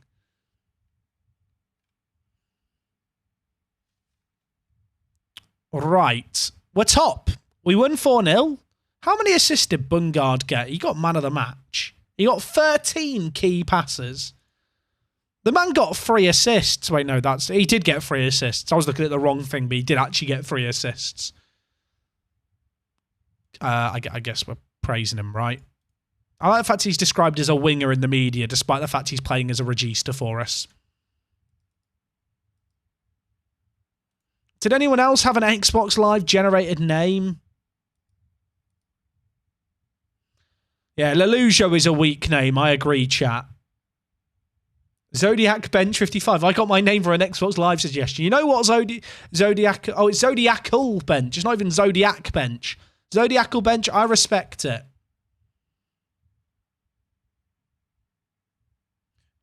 Cuckoo Bubble 008. Good name. Right. Transfer window closes, but we're done. We are ready. Icelandic Cup draws us against some random lower team. We're going to beat them. Tony's going out on loan. Tony, have fun. Good luck. He's going to have a good time. My mate's was Krabby Fool 3 on Xbox. That is a tongue twister. Oh, Vikinger have made an offer to loan Canada. Do we loan Canada to them? No, they want him as a fringe player. Half of our team is just signed from San Felix, I realise. Shout out to San Felix. Mine from Xbox was Ambition Chimp. You should have stuck with that username, I'm afraid to say, the Warnie. The Warnie is not as cool as Ambition Chimp. Like, that's a solid username. I feel like the algorithm that was used to name Xbox Live accounts should be used to name newborns now. Okay, the board are like, hey, Brekke's not registered. He might get unhappy with me. He is unhappy with me. I'm going to discuss it with him and say, I don't want to. I'll register at the next possible opportunity, which I will actually be able to do. Because Planner will get homegrown at club status in July. He gets registered, or rather, he doesn't have to be registered anymore. And then Brekke gets registered. I've played a blinder here. I've played a blinder. 200 IQ. All the Bagpuss variants were taken on Xbox. I was Saggy Cloth Cat. Solid username, Bagpuss UK. I'm trying to think what my, recommended Xbox username was, but I feel like I changed it right away rather than sticking with it.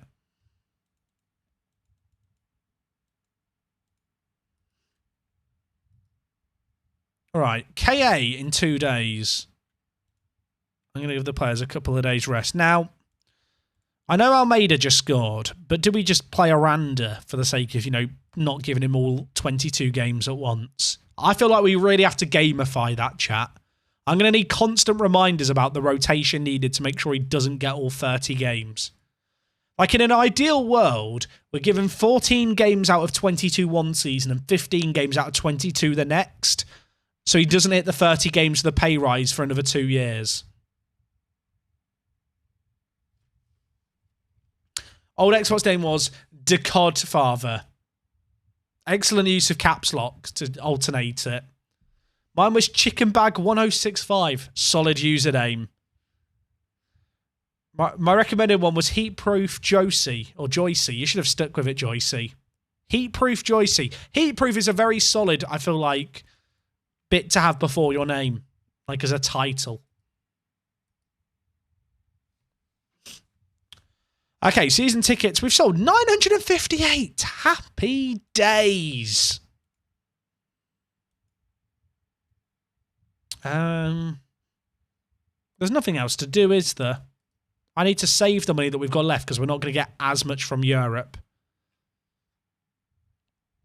Right, I'm going to do a little bit of rotation. I feel like this year is going to be a squad game for our team. And we have the quality where I can actually rotate things. I don't want to improve the training facilities in Credit Bag Gaming because I'm a bit... I don't know if anyone else has experienced this. Sometimes training facilities are really affordable. Sometimes it feels like it uses your entire bank balance. And because I know that for the next, like, well, the foreseeable future, we are going to be losing money and basically relying on European money to kind of keep us afloat. And also the fact that we're only in the Conference League this year because we didn't win the league. I don't know how much money we're going to get. Have they got... Sorry, what? Why is Pato playing in Iceland? I don't want to say it's unrealistic because I've had Mycon. Have we really put it on the map? Alexander Pato is playing against me for KA. KA aren't even good. Like last year they finished 4th. That's mad. How much is he on a week? 220 quid. Fair play. They've done it. That is a genius transfer. Do you reckon Pato and Mycon had a chat? That's so good. NJM, thank you so much for sending the prompt. Just put a love heart in. Was that directed at me or Pato? I feel like either are acceptable. I don't really want to sign Pato from them. I just love the fact they've got Pato. I saw the name and was like, that can't be the Pato. Right, Bungard, what can you do? Oh, Gianni nearly scored. 220 quid as well. Was he actually good? I didn't really look at his attributes. He's a well-travelled striker. I mean, he's got on a little bit, hasn't he? He's still pretty good. You forget how young Pato is. Like, we're 4 years in and he's still only 34. Like, he's just such a player who burnt bright and early, and then obviously injuries just kind of ruined his career.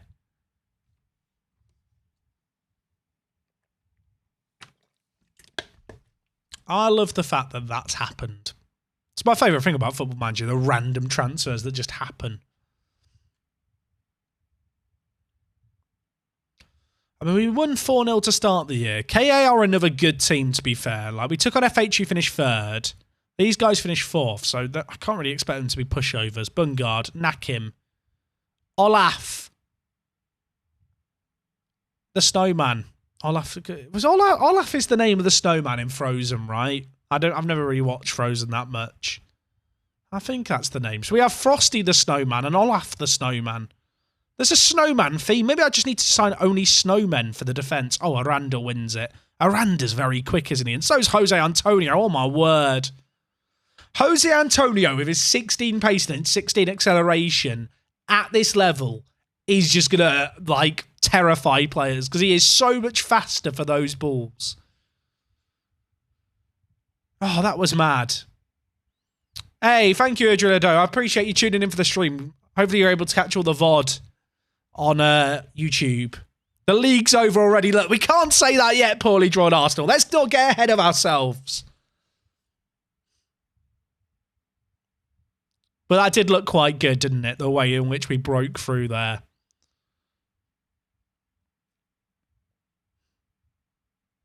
Incisive little breakaway. Really good finish, actually, in off the post. Really, really good finish. Right. I'm going to tell Pez I'm far from pleased. I've high expectations. Arnstad's on a booking. Moomin. I feel like I'm scared about Moomin's injury proneness, but he probably is good enough to start regularly.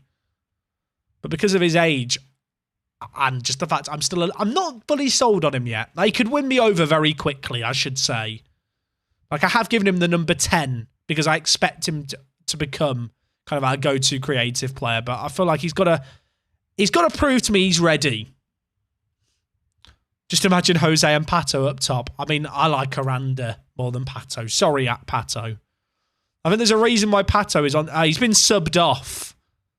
Maybe he got injured. Wasn't even tired, apparently. Okay, apparently Gianni suffered a bruised fight. Let's take him off. I'm going to bring in Hymerson to give him minutes. Although it's still only 1-0. Oh, Tarek! Tarek! Is he going to be okay? He keeps getting up. He's faking it. He's fine. Hymerson. Is Tarek? Tarek, is he okay? He's still down. He's still down. It's okay. Bungard is now at right back. Nice build-up play here. This is the bit where having that taller striker on the pitch is actually useful, but low crosses work. Moomin. Oh. Okay, that's a mad finish. I don't know how the ball actually popped up there to Aranda, but it just set up and he's gone, you know what? I'll volley it. I'll have a go. That was a mad volley into the top corner.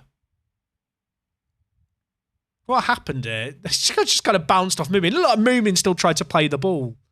Is Tarek okay? Tarek, he's not got a heart. His heart is depleted. What are all these knocks? Right, Buassan, on you come. In fact, no. We'll bring in Frosty at right back. Bungard being injured is a bit annoying, but I'm just going to have to gamble it.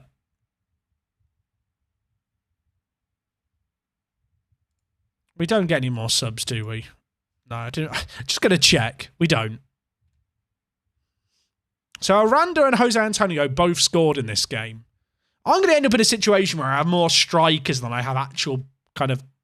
I have more strikers who can play than actual strikers to actually put on the pitch. I suppose that's a good problem to have, isn't it? Good win. Really good win. They brought on a player called Bang. Imagine having the last name Bang. I feel like every time the ball comes to you, everyone's going to shout Bang and you're going to think you need to shoot. It's not. It wasn't just my team growing up, right? Like if the ball comes onto you, you shout Bang as you like kick it. There's something satisfying about just shouting Bang as you lever a ball. It's always one where it's trickling towards you and you run onto it and strike through it. You shout Bang. Okay, Tarek, maybe he wasn't faking it. Okay, lots of players out. Bruised thigh, gashed up a leg. What were in their boots? Were they wearing razor blades? I mean, the go-to name to shout, to be fair, was Yaboa when I was a kid. Shout Yaboa as you run onto it. What a player, by the way. Kids these days, they don't understand. You know, modern football, there's no room for strikes like Yaboas. Teams are too disciplined. Players are told not to shoot.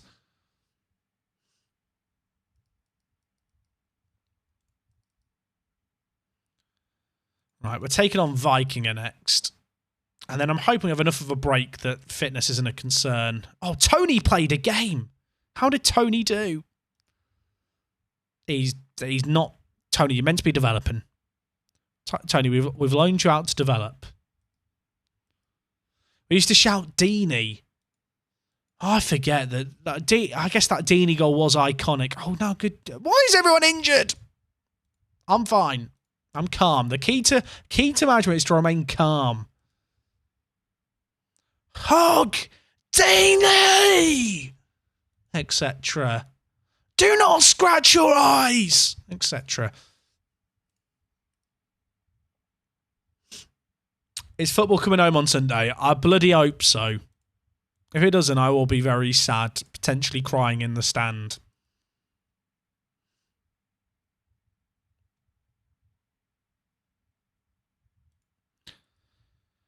Right. All right. We've good start to the year, but we need more. How have Valor started the year? Oh, wow. Valor have got 1 point from 2, and they're currently losing 2-0. Wow. Okay. Well, this might make our season a lot more simple.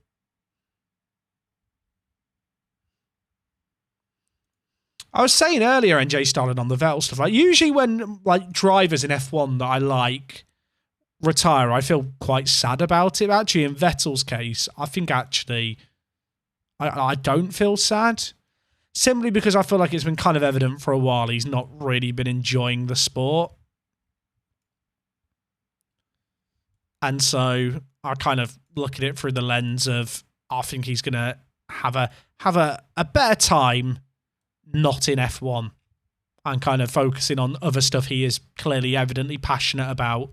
I'm hoping he doesn't vanish from F1 completely, but it's like, it kind of just feels like the right time. I feel like the writing's been on the wall for a little while. Do we play Almeida in this game? Where are Vikinger? They're in 8th. Last year they finished 5th. You know what? We'll play him in this game. We'll give Jose Antonio a rest. I say that. He's been playing absolutely immensely. He probably doesn't need the rest, but we'll see how we go. What, Yeboah? Yeah, Leeds Yeboah.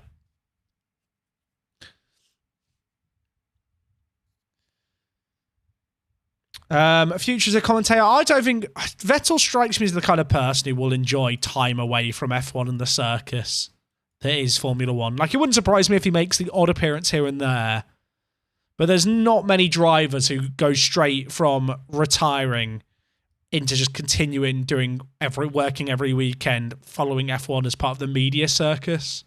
I feel like if I was a driver and I'm retiring to spend more time with kids, the last thing I'm going to do is be like, right, I'm going every weekend to commentate. Like, I feel like that probably won't be what happens. I hope he doesn't vanish completely, like I said. But he strikes me as the kind of person who will go on to have a life beyond F1 and really use the platform he's built up for a lot of good.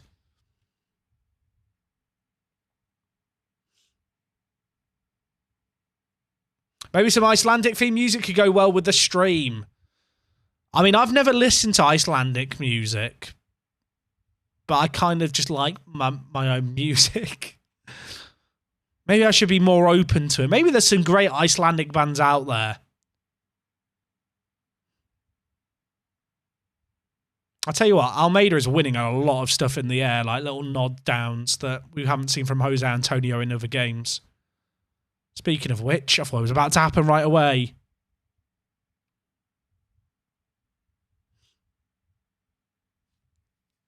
Oh, I need to blow my nose again, chat.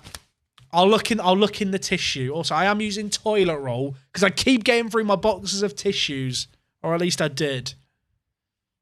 And I was just like, this is too expensive in this economy.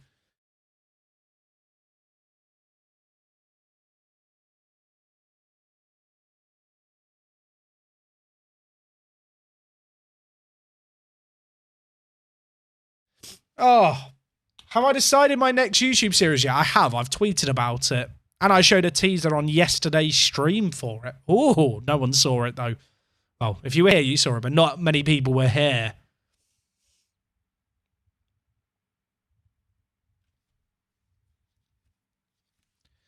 Ah. Right. Can we get another goal? I say another goal. We actually just need a goal, please. Aranda. Frosty playing right back is an interesting one. Also, is Frosty wearing gloves? Oh, love that. Really good goal. Hawkland with the assist is nice. Fat Free Butter, thank you for redeeming a Hydra. I was literally about to take a sip from my drink.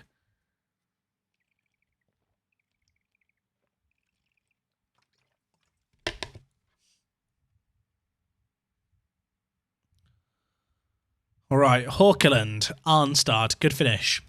Yeah, I'm looking forward to the Atalanta save game. So for people who haven't heard, on Monday, I'm hoping it's going to be Monday. The episode hasn't been recorded yet as I sit here, but I'm sure I'll have time to sort it.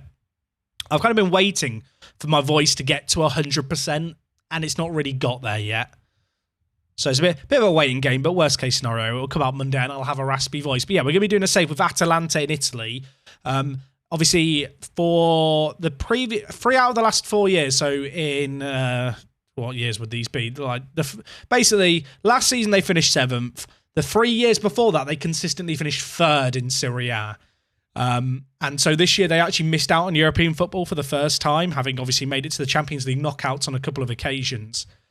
And I think they're going to be a pretty interesting team because their squad is old. Like, there's players like Zapata, who's 30. There is Muriel, who is also kind of 30. A lot of their core of their team is kind of late 20s, early 30s. And realistically, they need a bit of new blood coming in. And in real life, they've not really done a lot of transfers. In fact, I think one of their starting centre-backs, Palomino, who's 32, has just failed a doping test. So that's another player there without. So I think they're going to be a fun team because it's not the smallest team in Italy. Obviously, I feel like Italy in general, the overall standard of football has gone up a little bit more recently. For like some of the old school teams that have underperformed a lot have actually done some pretty good transfer business and really started to improve. But they're not a team with like a wealth of funds. They've not got any super kind of star players, really. I think they're going to be fun to play with. I will say now, Zapata and Muriel, both already sold. They're very, very good in Football Manager, but I want to move on from them sooner.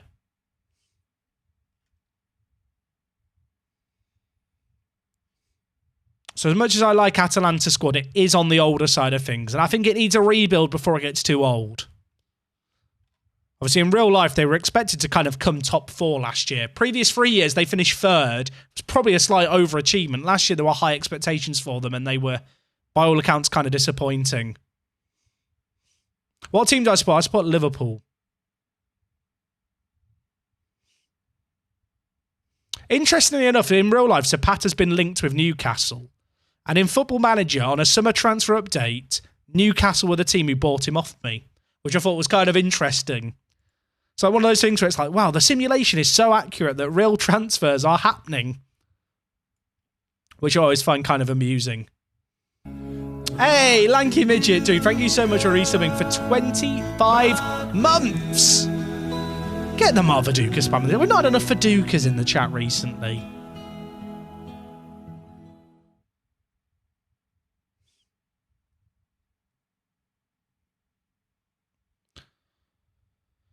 I mean, early signs here for this season in Iceland are good.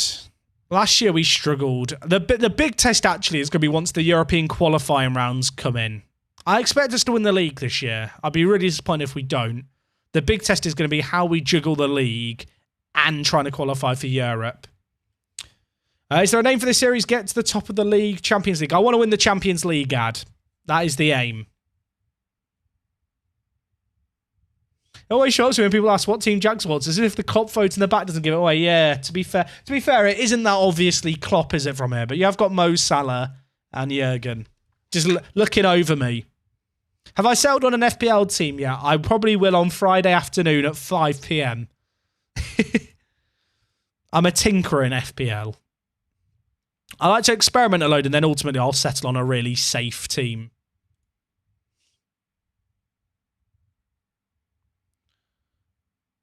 I feel like we're doing okay here. I say I feel like we're doing okay. We're doing really, really well here. Things are clicking. Is there a Workspace FPL the league? There is. I don't have the link to hand, but if you go to my Twitter... Why is Siri listening to me? Stop listening. My phone's just like, hey, you're talking to it. No, I'm not. If you go to my Twitter, pin tweet is a link to the FPL league.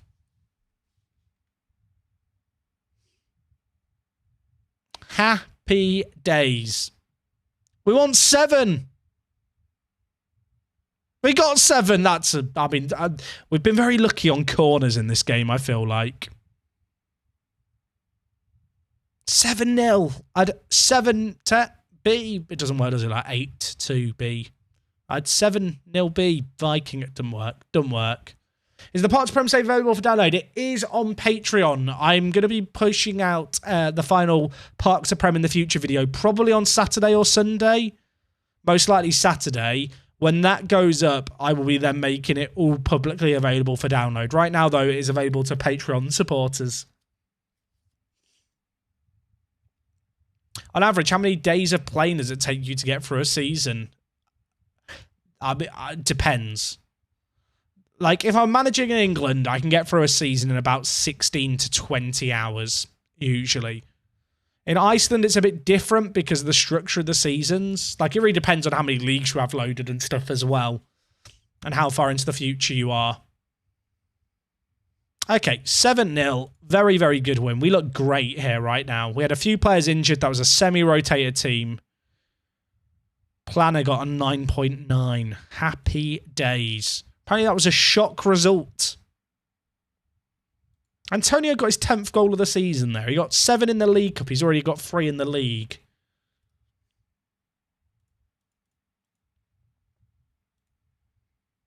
Now, we play a non-league team in a second. I think they're a non-league team. Are they a non-league? Oh, no, they actually play in the first division. Do we play a B team for them? I probably should. Also, is that another clean sheet? We've been really good to start the season in the league. I feel like losing the League Cup game was a bit of a wake-up slap for our players. I was a bit worried after that, if I'm being honest. So it's kind of nice now to just find a groove. All right, Buassen in, Frosty in, Gudmundsson in, Olaf will come in. Juliusson. In fact, no. You know what? Bungard sat out that last game. He'll play this game. Gianni, Moomin, Hymerson. Breke can play this. And we'll play Almeida too.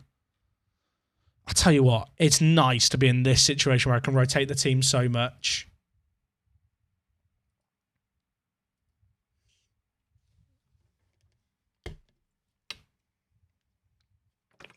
Hey, Tony is playing regular football. That's really good to see. He's playing in the league below us, but nevertheless, like for a 17-year-old regular first team football, hopefully over the course of the season, we'll actually see him start to develop. How's Gianni got on so far? I feel like we've got to manage our minutes a little bit here. Sigurd Jonsson has announced his intentions to leave the club at the end of his contract. That is fine. I feel like we've got a load of youth players who are just mega unhappy all the time, who just aren't good enough for me to care about.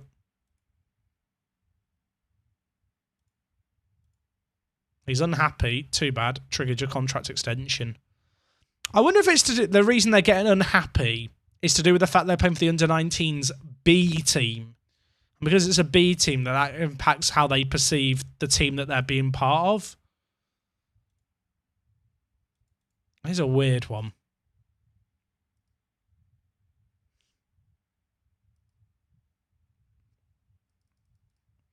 Tell you what, I am really enjoying being back on this save game. I always feel like there's a worry. I don't know if anyone else can relate to this. If you ever have a break from Football Manager, kind of a few weeks away, maybe you just, laptop breaks or, basically there's a reason that you don't play for a couple of weeks and then you come back and sometimes you click with a save right away and sometimes you're just like, oh my God, I don't know what's happening. Like, I'm not really feeling it. Maybe I should start a new one.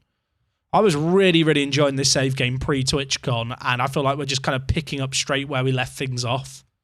I really, really like the team. I like the squad registration rules that really force us to kind of, have a team that we steadily build upon rather than just nuking it as soon as we get the tiniest bit of money.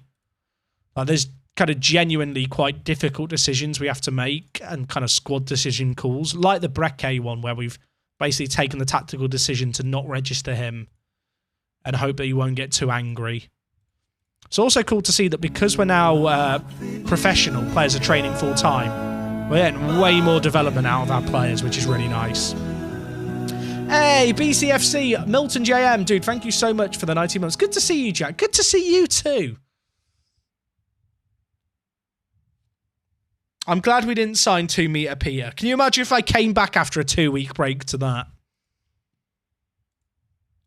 I say that. We have spent pretty big money on Rudy Almeida, but I think we can all agree he has actually been a good addition. I think he is actually like a sensible addition to the team as well.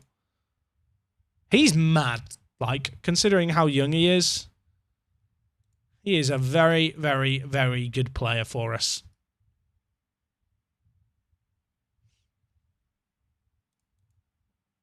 Peanuts Bjorky is happy that I played him his preferred position. You're welcome, Peanuts. Oh my gosh, there's more young players being recommended. Although how many of them are actually realistic transfers, I'm not entirely sure. Right, chat, remind me when I finish the stream. Just tell me you need to pay Fletch. Can someone write that in the chat when we're about to end the stream and raid over to someone? I've got a kind of group holiday that I'm going away for in October, start of October. I still need to pay for it. So just let me know at the end of the stream that I need to pay Fletch. Thank you.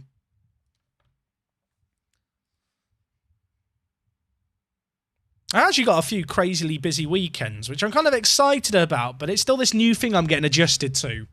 I've talked about it before, obviously. Those of you who watch on YouTube will have noticed that this year I've not been doing weekend uploads. And it has just allowed me to have way more free time at weekends and chill out a little bit more. Like when you're putting out a video each and every day as a creator, that is a lot of work. Like you don't really get days off. But to be fair, when it was a pandemic and everyone's locked inside, it's not that big of a deal.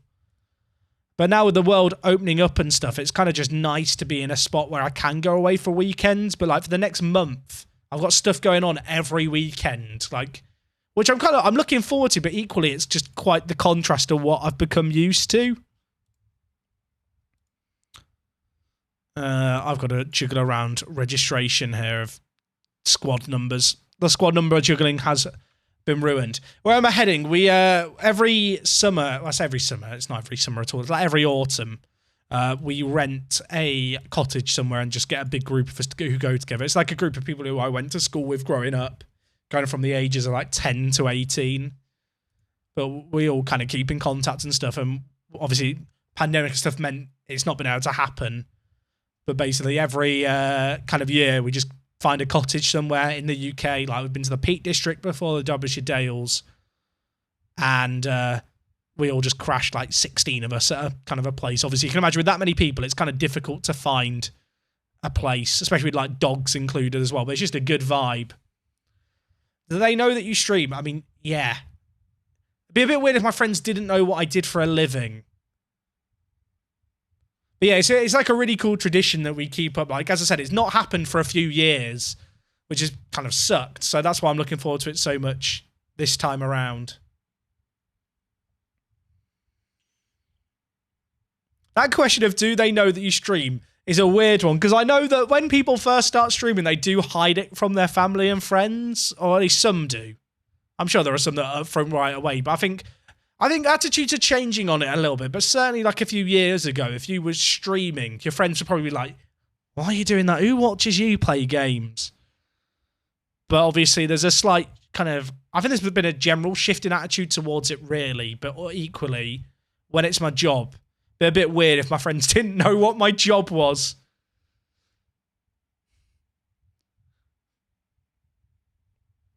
Do I set up my own training or leave it to my assistant? I do player individual training. I don't do my squad training. I feel like you can over micro FM to the point where it becomes too easy. So there's some stuff that I just don't touch.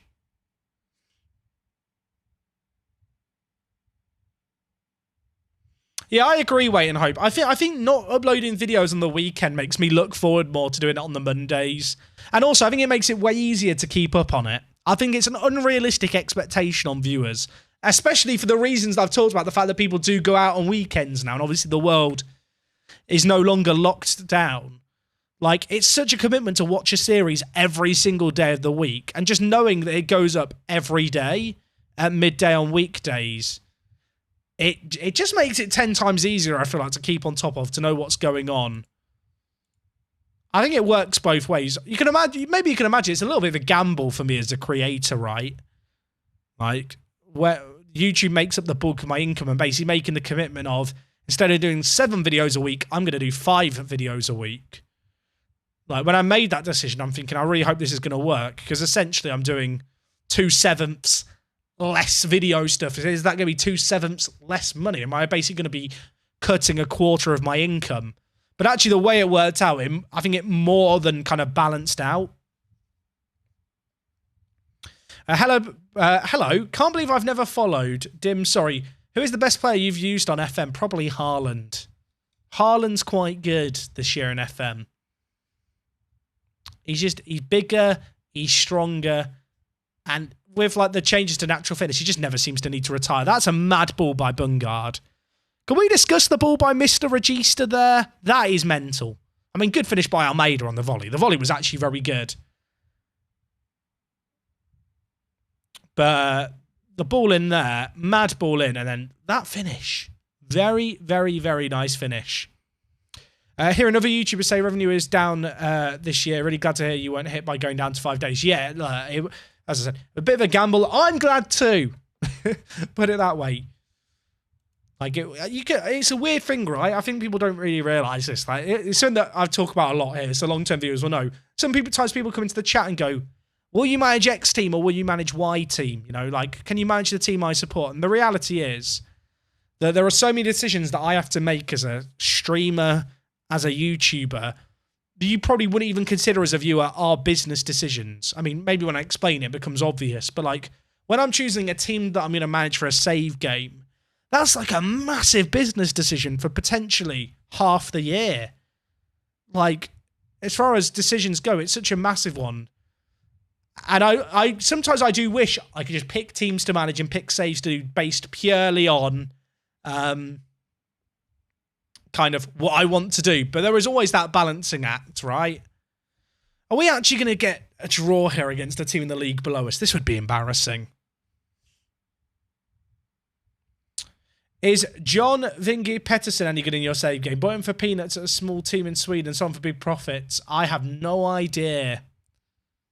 Best regen I've come across. Oh, probably Fontana in Park to Prep is very good. Which FM streamer / YouTuber do you think is the best at football IRL? Me. None of them at TwitchCon scored the penalty shootout challenge except me. So me. I'm the best. Actually, Tom FM did score it, but it was like his 20th attempt. Doesn't count. Also, it's nice to see Breke playing for us in the Cup. And Gaming, thank you so much for the 7 months. Hey, Jack. 2 months and we get Twitch, baby. No, I've had the snip. It's not happening. When's the Pot to Prem in the Future episode? Probably this weekend, Zane. I've been ill with... I don't want to say it too loudly because YouTube Auto Detect might hit the VOD. But I've been ill with that thing that people have.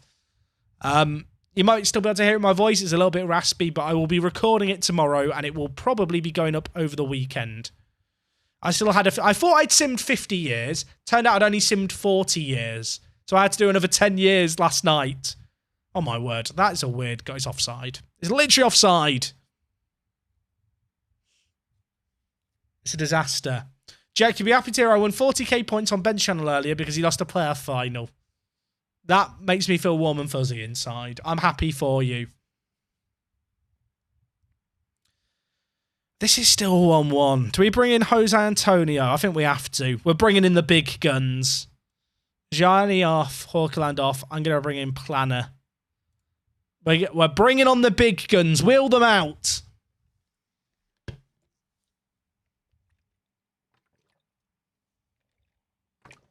I want to get into FM, but I find it so complicated and overwhelming, so I just watch people. I mean, that's kind of fair. I assume you've tried like the demo out or maybe it on Game Pass rather than buying it. I think sometimes just managing a big club and delegating out stuff like staff responsibilities and just set your staff to deal with everything you don't want to have to deal with makes the easing in process a little easier. Excuse me. Jose Antonio bangs it. Oh my word. That's why we've subbed him on. That's why we've subbed him on. That is mental. That is mad. What's your favourite tactic this year / most successful? I'd say it's probably my asymmetric 4-2-3-1. I used it in the Streamer Showdown. It got me to a final and won me one of those. I used it in the Crystal Palace save game. I've been using it in the network game.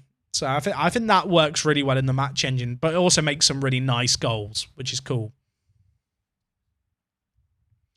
Right, we are going to scrape a win here, I feel like now. I feel like we made some subs, they worked out, and now the game has gone, well done, you made the right decisions, we're going to let you buy. Can you find it anywhere? It's not publicly available. I shouldn't publish it at some point. Maybe I will do that this week, coming week. Because I think it's one of the best tactics in the game this year. I'm going to say it. I think genuinely, I've used a lot of tactics. It's proven in PvP. There's part of me that doesn't want to share it because I don't want other people to be able to use it against me in like showdowns and stuff. Is that greedy? Is that selfish? Would you be the same if you were me? I don't want to I don't want to show my recipe. It'd be like if McDonald's showed how to make a Big Mac. Hey, JLab. I'm doing good, thank you. Hey, Otto, good to see you too. Yeah, chat, it's been a while. For people who are just coming in, obviously I've not been very well. It's great to be back. I hate Football Manager. Why am I here? It's 2-2. They're in the league below us. I'm so upset. I'm so upset.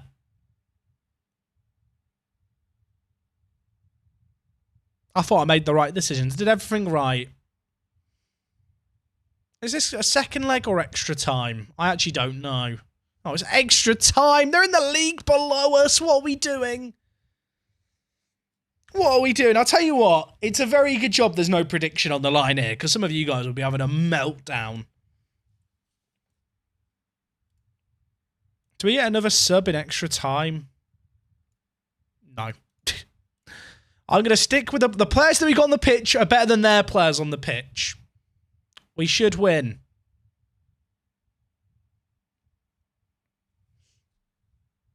We've been walking the league, but we've already lost one cup final today. We might be about to get knocked out of another cup. Have I ever thought about doing a save of 1816 Munich and trying to top them? It would be an interesting save. I have thought about it, David. The sad reality is, people, that I've done saves in Germany before. They've not been very popular. Like I was saying earlier, like if you name a save game, I've probably considered it. But ultimately, like, it's a business decision. And when I've managed in Germany in the past, it just wasn't very popular. I did a save with Leverkusen and it bombed hard.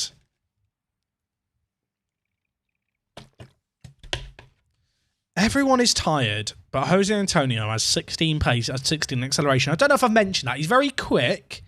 He's the kind of man who in the dying embers of this game is going to score. It's going to penalties. It's actually going to penalties. It's going to penalty. We're gonna lose to a team in the league below us. Right, Almeida, record transfer, 150k. Good goal. Good goal.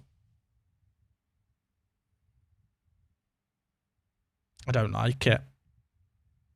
I don't like it. I don't like it.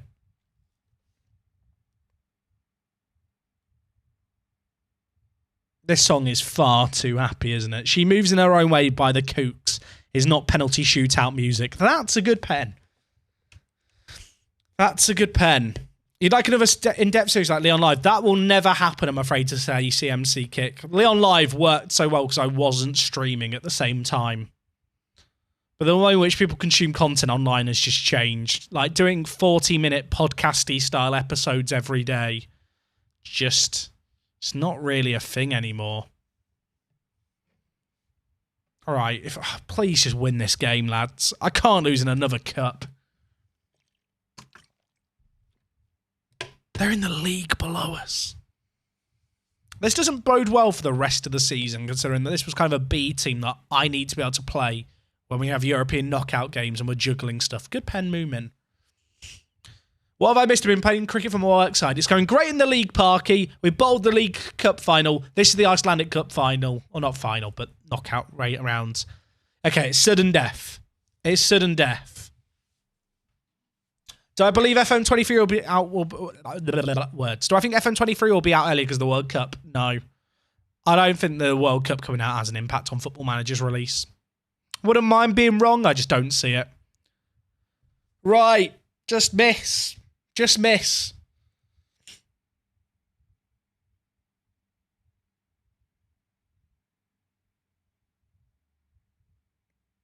Please. Belgium have an interesting league system. Have I ever considered doing a save there? I have. I nearly did a Benelux save last year, but I decided against it. Believe me, chat. When you say, have you considered a save? The answer is almost certainly yes.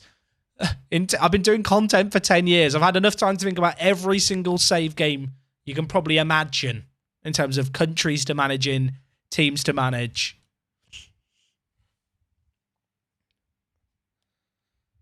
Right. Keeper make a save. This is going to go on forever, isn't it? This is going to go on forever. Buasen, the child. Can he score? I hate him. I actually hate him. I hate him. I actually... Stupid child. He looks like 6 and now he's missed it. I'm so sad. I'm so angry. I'm just angrily rolling toilet roll. I might TP my own living room to cheer me up. Sorry. They've just scored. We're out of the competition. Can we discuss the goalkeeper? Just watch. They've scored. They've knocked us out. I'm aware. Our goalkeeper starts thrusting the air here. He is humping the air. Watch this. I hope it does again. Sometimes the animations change. What's he doing? Sorry, we're going back. That is not suitable for... He is literally... Go back. Get to the right bit. What is that?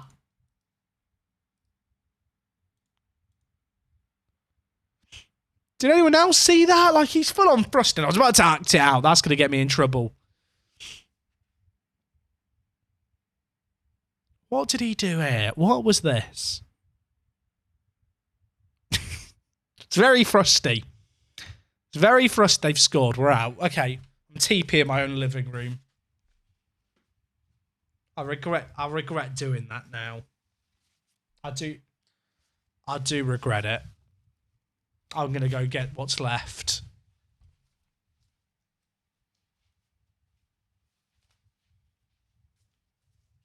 It's not...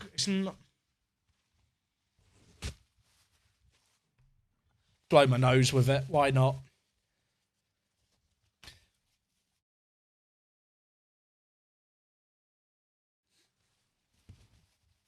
It's okay. I hoovered recently. Oh... I'm so upset!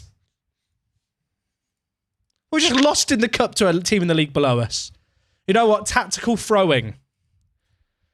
Tactical throwing. At least Bungard. Bungard's got a 9.0 and we've lost. Buassen penalty promise. Absolutely not, son. Absolutely not. It's fine, Jack. How about a yogurt? No yogurt. I'm too upset for a yogurt. I'm too sad. I'm too upset. We've got Fram in our next game. I am livid. I don't know if I've made that clear. I'm very, very angry.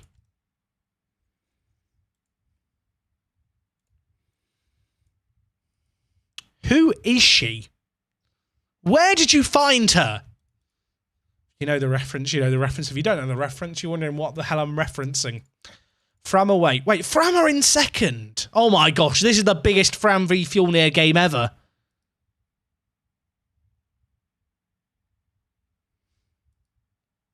This is the biggest game in the history of the Fram Fjolnir derby. Excuse me. Away against Fram. I hate Fram. Does anyone else hate Fram? Euro Cup review. Woo! Anderlecht finished runners-up. PSG won it. How did PSG get knocked out of their Champions League group? I have questions. Who was in their group? Wow. They finished 4th in a group with Milan, Chelsea, Bayern. To be fair, that is a difficult group. Still mad.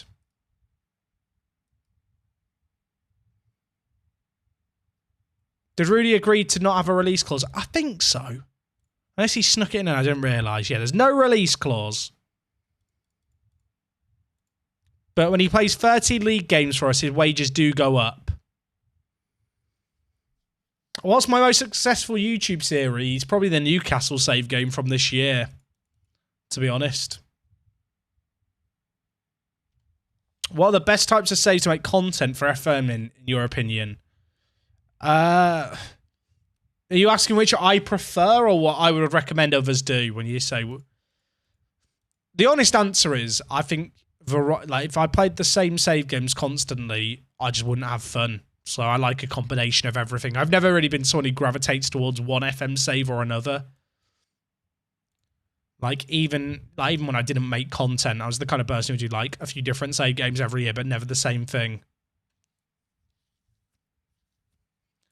Red Star is the best save game, though. Everyone should do a save game with Red Star every year. That's the truth. Right, Fram up next. What do we think of Fram, chat? Shit. What do we think of shit? Fram, exactly. I hope you said it along at home. Why Red Star? It's an ongoing meme. It's an ongoing meme, which we just embrace. What's been my favourite save game to do? Oh, I don't really have favourite save games. This gets asked all the time. Maybe I'm unique is I don't have like save games that I view as favourites. Because I feel like if you have save games that you view as favourites, anything you do after them, you're never going to enjoy as much as those original save games. Like, you're always going to compare it to that like previous save game that was your favourite. And so I would never enjoy it. Is that weird? Do other people feel the same as me? Like, I feel like often when I finish a Football Manager save game, I just know that I'm ending it at the right time. And I've had my fun with it, but like, I feel like nostalgia is a powerful thing. I feel like viewers always have a favourite series of mine that I've done, and often it's the first series that they found. But I feel like if I held that kind of view, I'd never move on from like a save game, if that makes sense.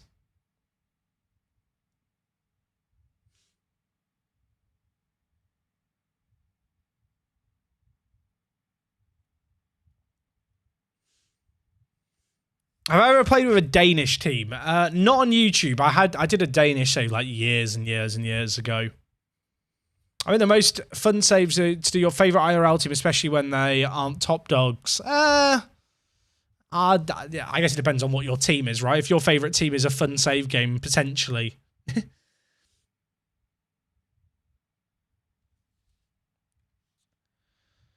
Right, full strength team. Peanuts is coming back from injury, but we're going to... I should only play him for 45 minutes. I guess Frosty's playing then.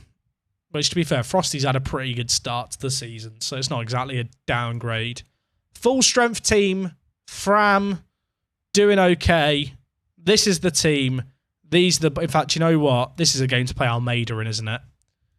This is a game to play the record transfer in. Oh, now I have to give Oranda a squad number. Right, now you get Breke's squad number. The squad number thing annoys me. Will you guys do a network game in FM23? I don't know, to be honest. Like, I've enjoyed the network game, but I do wish we were playing through it a bit faster. I mean, the tricky thing with Football Manager network games is everyone plays at their own pace. But like, when you consider we started it in November and we're 2.5 seasons in, like, it's not quick enough. Like, even when we play some days, like, it just takes too long, I feel like. But obviously, Z likes to play at a certain pace. I think Ben plays quite quickly. I think I'm usually somewhere in the middle. And there's not really a wrong or right way to play it, but sometimes it can just, you know, drag out the content a little bit.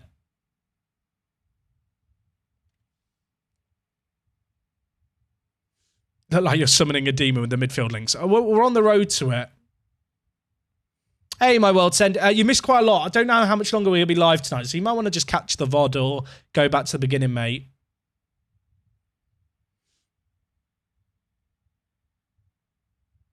All right. Can we get an early goal here against Fram? I feel like that would ease the nerves. Jose Antonio's good, isn't he? He's really, really good.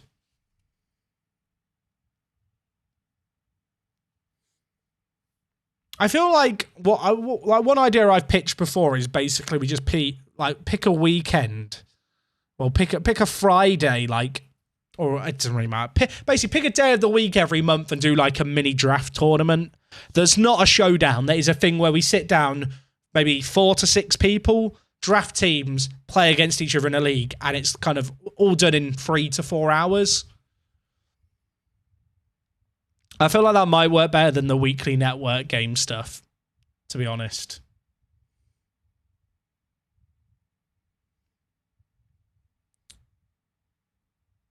I think it's one of those things with compromises, right? Like, Z likes to play the game in detail, and there's not really anything wrong with that, but at the same time, I feel like you've got to draw... like someone mentioned, like, ground rules. I don't know if ground rules is the right word, because you don't want it to be, like... You don't want people to have to compromise how they enjoy playing the game. But like, there was one time, I think, where Z was like... It was like season 2, and Z was scouting 16-year-olds in Denmark. And it's like, Z, we've played through less than a season and a half in 4 months, and you're trying to look at 16-year-olds who won't join until they're 18.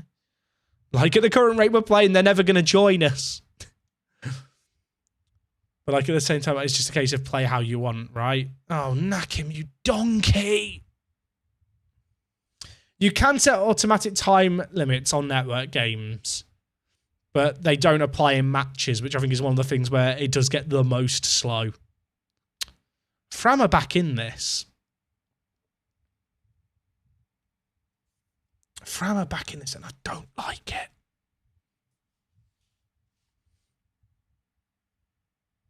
That was a good pen.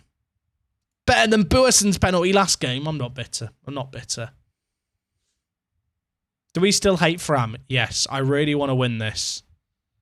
You'll know. Oh, it's another pen. We'll take that. It's going to be Almeida on it, I assume. He's running for the ball. Right, Almeida.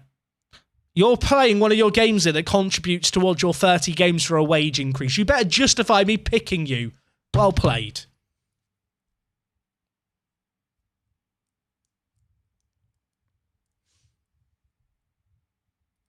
To be honest, I think the network game is really hard to invest in for me between being burnt out with Premier League saves and the pace of the save.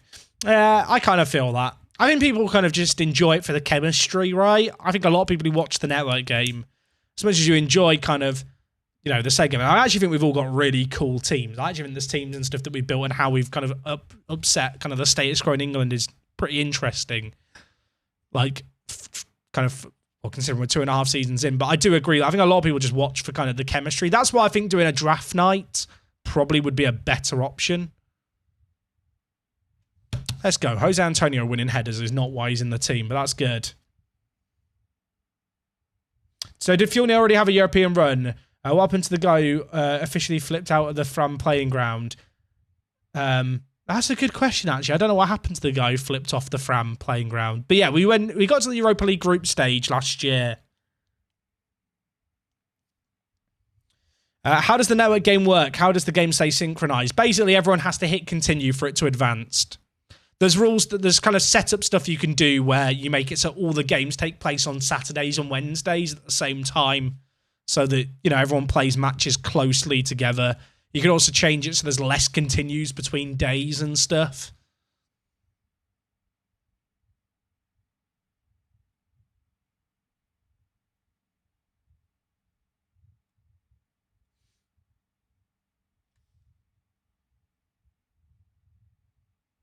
Watch from Ben's perspective, with him not being in Europe and everyone else being, it's not the best. Yeah, like we kind of had that last year where Kev made it in, but I do agree. Like, I empathise with Ben a lot. Like, I think Ben is on the same page as me, where I feel like this third season will probably be the last season. I just don't think we'd even get a fourth season finished. I know Z wants to do like his monthly, you know, his thing where he travels once a month to do like football stuff. Like, that doesn't really work that well when you're trying to do like the network game on a weekly basis, right? Which is kind of fair enough. I think it's fun to have done it. I feel like a smaller network game where it's just you and one other person could work quite nicely. I think with 4 people as well, it's difficult to follow what everyone's doing.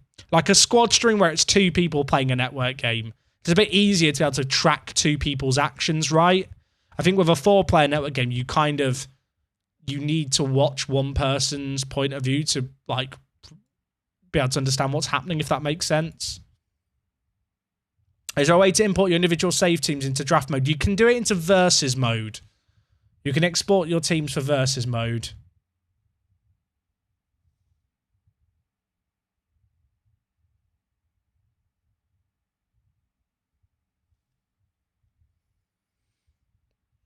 Right.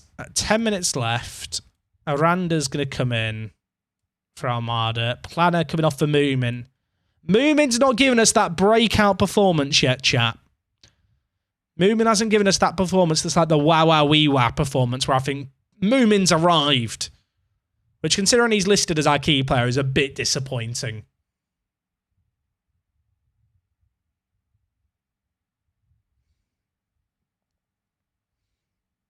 I will say, I think with the network game, the fact that 4 out of the top 6 teams are us in Season 3 proves that we do actually know how to play the game. It's kind of funny, right? Because you take 4 teams that wouldn't ever normally finish in the top 6 and then put them in there. It basically turns like the traditional top 6 into a big sacking circle where like the teams are all just scrambling to try and get positions that should be attainable, but they just can't. It's kind of funny. Who's the best FM player between you four? Me, obviously. That's a really good win against Fran, by the way. 3-1. Jose Antonio with 2. Almeida with the penalty as well. Bungard, man of the match again. He's just getting all the key passes from our corners, but don't let that distract you from the fact he's currently on an 8.93 rating in the league. That's mad, isn't it? That's the effect of having him on set pieces. Hey, he's in tax. It was great to meet you at TwitchCon. It was so cool, TwitchCon. I hope you had a great time with it. Like, I wasn't really sure what to expect at TwitchCon itself. I feel like I was able to do the bulk of it in a long day. I did go for like a second day and do some stuff a second time around. But I really liked Amsterdam as a city. Like, I'd never been to Amsterdam before, and it was wicked. I didn't realise how small Amsterdam was. Like, as someone who's lived in London, and kind of when I think of capital cities, I think of, like, London as a scale. Like, I really liked Amsterdam because it defied my expectations, I suppose, like that.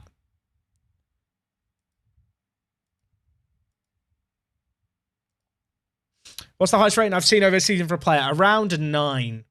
I thought all of you were only there on the Sunday. People were kind of coming and going. We didn't all turn up as a group. It was a bit chaotic. In hindsight, the only thing I wish is that I'd planned a bit more.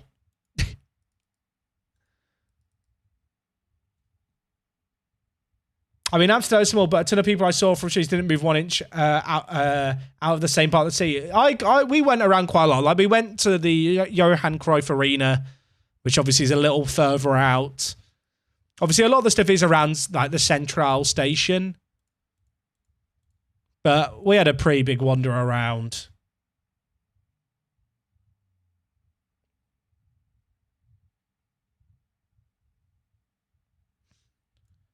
But 2 meter Peter chat. He's still here, very interested in a loan. Won't be loaning him. Sorry, Peter.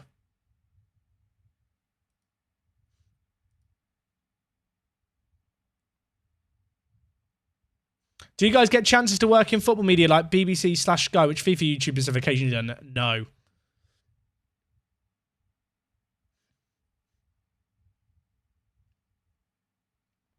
Zealand got a HTIC 7s mentioned the other day. Does that count? I think that counts.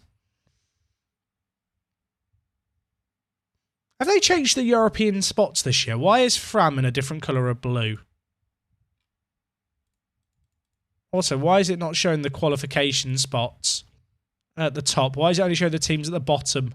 I'm so confused. Oh, I know why. It's because the season reset hasn't happened for the rest of Europe yet, so the coefficients and stuff haven't updated, but the actual competitions are finished. Hey, Jack, can I ask how you became a fan of hockey in general in the Maple Leafs? I'd always had a passing interest in like hockey. So like I used to watch a little bit of it when it'd just be on random channels. And I had some of the old NHL games, which I enjoyed, but like I didn't really actively follow the sport. Obviously, this was like in the noughties where you couldn't just get streams for everything in the same way you can now. And then Eastside Hockey Manager came out, and obviously that was a kind of a natural jumping on point. Like I was doing Football Manager content, EHM, like the reboot came out, so I started doing some content around that. And then inadvertently, I just started watching lots of hockey, and for some reason, I was tricked into thinking that the Leafs would be a fun team to follow as I watched them have, well, not a great season. I like the stories about FM managers going out to actually try out as managers in real life. I mean, I kind of like that.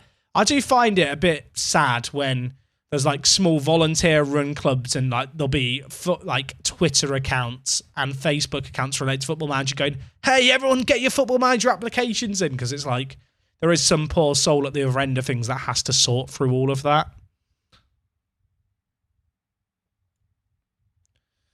Do I rest Bungard? He'll be fine. He'll be fine. Oh, drop Almeida. Aranda on you come. Can't give him those 30 games.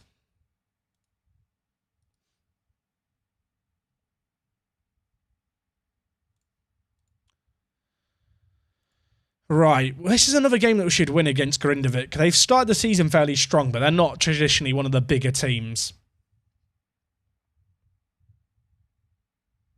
How do you build a nation? Is there a way to get better youth players? If you perform well, you will upgrade your own club's infrastructure and then the nation's infrastructure will follow. If you can be successful in Europe, there are more European qualification spots for teams in your nation.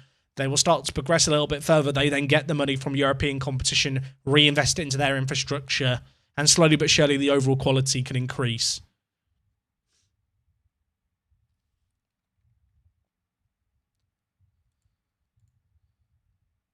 They've got a player out injured here. That might give us a chance. Jose Antonio Aranda. Antonio is not that quick. He's quick. 16 acceleration, 16 pace. Don't know if I've mentioned that. Planner. Aranda. Can't get there. Did I ride bikes in Amsterdam? I didn't. I walked a fair bit. I walked 55 kilometers in 3 days. To be fair, like, I probably could have got a bike in hindsight, but actually I kind of enjoyed just walking around and being able to take it in a little bit more. From my brief experiences having to cross cycle lanes and stuff, it felt like cycling was quite a chaotic experience in Amsterdam.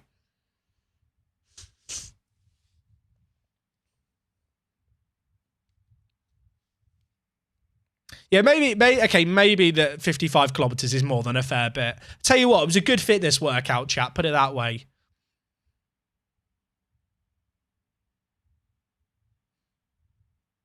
Yeah, the tube and tram were great. Like, we used the tram to get in a lot, and like the metro was mega convenient. I saw from Amsterdam, thank you for not taking a bike. I'll be honest, I feel like I would do it wrong. I feel like there was an etiquette to cycling in Amsterdam that I didn't quite understand. I was surprised by how many people didn't wear helmets cycling. I guess it's because they're not really cycling on roads with cars. But equally, I don't know, it's just, even then, just cycling in general, I feel like having a helmet isn't a terrible idea.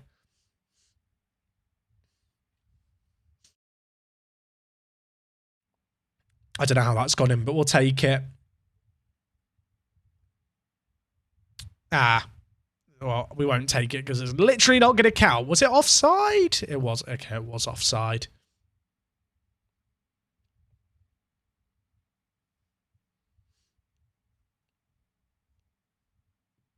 Let's demand more. Oh, I was scared of being judged by the locals, so I didn't cycle either. See, that's how I felt at Giraffe. I felt like there was an etiquette I just didn't understand. I'll tell you what I was a little bit surprised about, and maybe this is, again, me just taking for granted living in a city like London, but like the fact the metro closed at like midnight, like the last metro trains out were like 12:30. And like, whilst there were still some buses and stuff going on, like so much of the transport shut down, like, I want to say early at night. It's not really early at night, but like, I'm just accustomed to stuff staying open into the early hours of the morning. Does Antonio have a goal bonus? He might do. Yeah, I've not really thought about that. We could get bankrupted by it.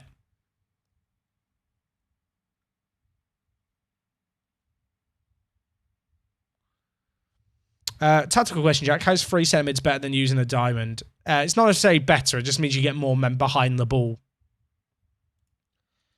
Rather than you having a centre attacking mid who kind of maybe sits in front of a defensive midfielder or around him, they kind of sat there to cut out the passing lanes instead.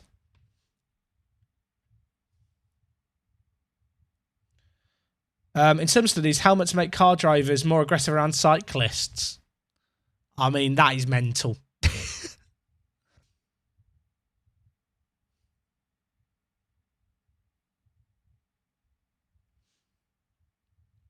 But yeah, that was the only thing I noticed about Amsterdam. I was like, that's a bit weird. Like, I didn't know if it was just because it was like a Sunday night was one of the nights where it affected us. But like on a Friday and Saturday, I would just expect like trains to run later. But it's different cities, isn't it? I mean, like you said, Amsterdam is so much smaller than like London. I feel like it probably wouldn't even get used enough to justify the costs to run a service late. Right, we need a goal here. We've been really good defensively at keeping plenty of clean sheets. And traditionally, we've been able to score goals, but okay, well, I was about to say we struggled here. Then that goes in. Okay. We'll take it. My hometown had a plan to only light up every second street lamp. That sounds awful. I mean, I kind of get it, but it's just funny the cost saving, right? That's a mad goal by Aranda. So far, Jose Antonio, Aranda, and Almeida appear to be doing the job. Planner has not played well here. Moomin, on you come. Oh, okay, so on Saturday and Sunday, the trains do run longer. To be fair, it's probably a bit ambitious to expect a metro service to be running at 3 a.m. I realise. To be fair, I really enjoyed wandering around Amsterdam at 3 a.m. That might sound weird. I think, like, cities just change completely at night. Oh, I say that, actually, on the Sunday night, we had to walk through an alleyway and there were rats everywhere. For people wondering, Tom FM does not like rodents. I've never seen a 6'4" man so scared of tiny little furry rats. It was very funny.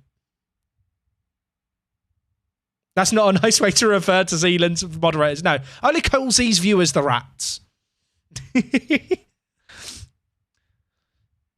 No, it was mad. It was like Sunday night. There were loads of bins in the street. I guess there's maybe collection like on Mondays, but there were rats everywhere. It was actually kind of crazy. But Tom FM did not enjoy himself. It was funny. I mean, he was squealing.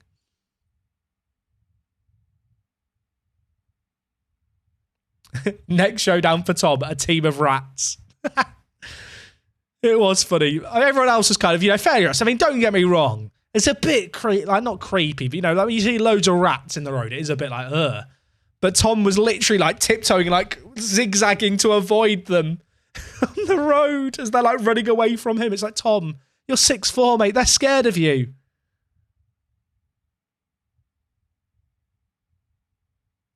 You should ask Tom, if you're ever in Tom FM's chat when he's streaming, ask him about Amsterdam's rats.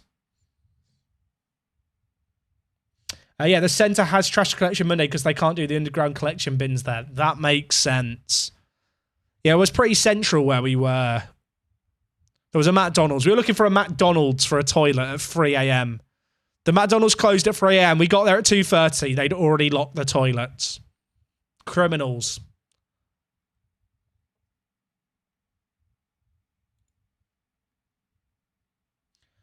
Did you see the street urinals? No. Are there pop-up urinals in the middle of the street? Never saw them. Do I think that SI should include a women's database? I mean, they're already doing it, David. But yes, I've been a vocal proponent for women's football being added to Football Manager for 6 years. So yeah, I absolutely do think it should be in the game. I'm looking forward to it being in the game in the near future. First and most McDonald's has ever been discussed on stream. To be fair, there is not a McDonald's in my town where I live, which is mental. Big fan of Mackey's, though. I went into a McDonald's needing the toilet. Literally, I asked, there's a guy sweeping the floor. It's a very narrow, like McDonald's is like on one of the roads. I'm like, do you have a toilet, mate? He points at a sign, and it's literally a map showing the directions to the McDonald's with a toilet nearby. The fact that so many people have gone into this other McDonald's that they've literally set up a sign on the wall that says, here's how to get to the McDonald's with a toilet. I don't know why, that just tickled me as a thing. Like, that bloke must every night in his shift, he must have so many people come in and he has to point at the map. And go, here you go. Right, 2-1. Not the most convincing of results, but I think we will take that.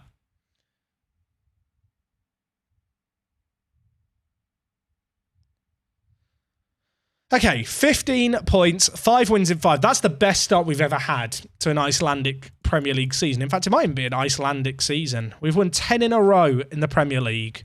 I guess we ended last season really strongly. Yeah, we did. It didn't really feel like it at the time because we had cup games and stuff going on. So we won our last 5 games last year.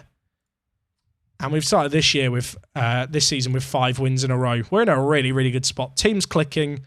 We're out the Icelandic Cup, which I'll be honest, I'm a bit pissed off about. I don't know if I've hidden it that well. I am pissed off about it. But for some reason, it's not showing up in the competition stuff. So maybe it's fine. Maybe they don't care. But league is looking good. Obviously, we're going to have European football coming around eventually. That's going to be something to fear. I think we'll leave this upcoming Valor game to be the first game of tomorrow's stream. Yes, there will be a stream tomorrow. It's like a bus. You wait for ages and then 2 come along at once. Finley Shaw's redeemed to check out a play. You want to check out Lewis O'Brien? Let's have a look at it. Let's have a look. Lewis O'Brien, he's not in the database. I'm sorry, Finley, I will issue you a refund.